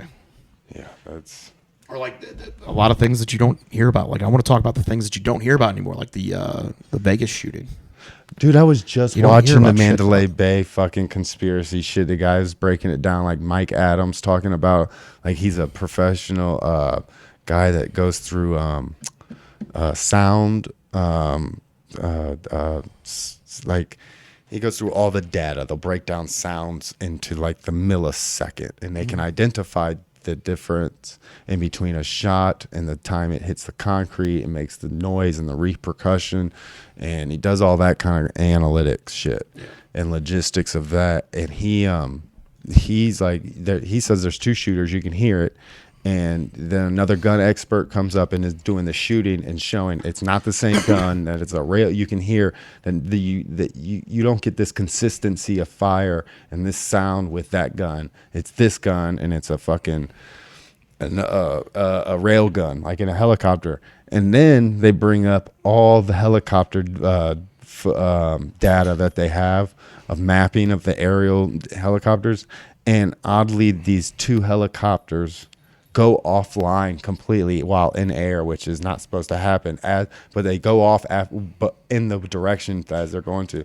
Supposedly, it was a gun deal with Saudi that had gone down real bad, Which that's and like or a that's, hit attempt on a Saudi prince Which that is- was that's there some weird that had a shit, whole man. floor, a whole side of the building rented out. Well, and because like you're just asking for conspiracy theorists to go crazy on that shit because you're not talking about it. They say that they're crazy, but these are some of the most well-researched people that have some of the best. Like they're people that write something. We need the people that call them out though too. We need people to be like, that's just a conspiracy, because we need those people that are deniers to keep the voices of reason, balance. yeah. Because if not, then you just let them go Well, crazy what we need and is you the get truth. accused. First and Yes. foremost is what we need is the truth. But if we're not getting that, then we definitely need a balance on Absolutely. both sides. I don't think that we should to weed through the bullshit. we're at where we're at today with the government corruption and the government killing, and the fact that multiple CIA, FBI agents have just there's paperwork, documents leaked, and reported fucking CIA and FBI pedophiles messing and buying and getting child pornography with kids under like 2 years old. And they ain't getting nothing happen to them. Well, They that's- get we have fired the and technology reprimanded. now that should be eradicated. Yeah. Like we should be able to eradicate that. And the fact that it's not being eradicated, I think, says a lot more than if we did. Yeah, and that's a big reason we have you see so much of the dark web and so much illegal. They have so much illegal shit going on the dark web and the deep web or whatever, and they don't shut it down because the military, it was created and is used by the military. The military still uses a lot of it, and it's and like I said, that a lot of that shit. I think we're getting closer to the point to where we can create a utopia. And I think we need to get on that shit rather than doing what we're doing. Man, what was the video? Like, what was let's all the just get project paid like they a had little bit where of they money were every month. The guy was going to create a little town of this big circular like community, and like the houses were all going to be built with like circular roofs. So if like any kind of storm hits, and it has turbines in it, and it powered the houses, and it was crazy. Yeah, dude, it I'm was a telling you. utopian thing. And I think we're going to have to get really small. I think we're going to have to do it in small little things. We can't have a huge community, but just making a whole bunch of like self-sufficient communities. I agree completely. I think that's what we should do instead of all the bullshit that we're doing now. I like the people that they call nuts that say, "Oh, America's been sold out." We have been sold out when you really look at it on what we can do for ourselves, and the pandemic proved that. Like we didn't have the basic necessities that we needed. to Here's do where I knew that we anything. were stupid. Is like the first thing that went off the shelves was toilet paper. Yeah. Like, dude, Like, I you got have to socks, eat. motherfucker. Yeah. You have to eat to have to shit. So if you're not eating, you're not shitting, and you don't need toilet paper. Yeah, they're yeah. I have a shower right across from my shitter. Yeah, It's not that, like that's how much like we won't accept a bidet. 'Cause that's how against we. I think that's really what we declared independence from, was the future invention of the bidet. I don't know. They're getting Like, pretty we're not popular. washing our asses with a fucking bidet. We're I gonna won't. use I paper. can't. Yeah, I can't. But I've heard a lot Never of had- people talking about them lately. Have you ever used one? Never used a bidet. Me neither. I'm afraid I like it too much. Yeah. You're such a sweet puppy. What? You gotta smile. What? Well, shit. I think we've. I was gonna like yeah. Let's keep this to around an hour, and I think it's been like 2 hours. Nice. Well, give us your best tip, your best thing to be able to get to impress you as a comic. To impress me as a comic, I don't know. Beef. Don't you say be funny. That's so. No, I'm not gonna say be funny. But what I'm gonna say is be. Now I feel like I'm on the spot. You are. I don't know. Be true to who you are in your comedy. Like tell me something that you can only tell me. That's a good. That's Tell solid. me something that is a unique experience to you as an individual. Something that you came across that was funny, that did it for you. Because I want to know what experiences that you have that I don't have, to where I can share in that experience. I like that. I don't know. I made that shit up. I'm full of shit. Yeah. Here's my advice to everybody. Just learn how to bullshit really, really good. Yeah. If you can bullshit your way through anything, that's the way to go. Yeah. Learn how to speak bullshit. Yeah, fluently, on the fly. That's But I meant everything I said, but I'm not gonna lie. I did kind of. That are the I unique bullshitted my thing way is through that. You should take your experiences that I feel, but the ones that you really are going to be funny and create the best funny are the ones that you don't want no one to know about. And that don't you be scared of that are shit. embarrassed Yeah, of. Like, don't. That's going to be what's funny. The shit that Yeah. you're embarrassed of, find the funny in that. Why are you embarrassed? What are you worried about people making fun of you for? And be the person to make fun of it first. Dude, and that's deep, man. I like it. I like it. That's what I always try to do. Tell the shit that you're scared to tell. Yeah. Tell the shit that's gonna get you judged. Yeah. But be the first one to do the judging, and no Like, one else is. I wrote a joke about having an affair with a married woman, and that one hits way too close to home for me. And it's funny. I feel like I'm giving something to somebody because it's like it's my experience with that situation. We've all been there, And that's yeah. And there's a lot. I'm It taking my happens own more. advice. Yeah. I'm gonna tell more jokes like that. Dude, when you there was one set you did and you just let shit, like some of the shit like I was like, the Nick's on a dark one tonight. Like I was like, oh, this is a different Nick here. But yeah, thanks for coming out here. You're good. I fixed it. You fixed it. Hey, no problem, Brad. It's always a good time, man. It If is, you man. get even if you don't get a good reception, I don't care what happens. Like, I want you to like and share and listen to this. But I'm always down to come out here, man. This is always a good time. It's fun. Hell yeah. Well, I want to do a party out here. Like All right. a nice barbecue. Once it gets warm again, it starts to get warm before I'm the in. bugs hit. Because I want to frame in out there, the patio. It's like screening in and everything, grill out. Well, if you haven't been here, it's an absolutely beautiful home. It's got cute puppers, and it's a great drive. You don't see hours of drive, depending on where you're coming from. But This is a badass. It's a badass house too, man. thanks, man. Like Thanks. my little 30 horsepower Spark barely gets up your driveway. Oh, you got to give it some ass, but I got Yeah. the same car. So.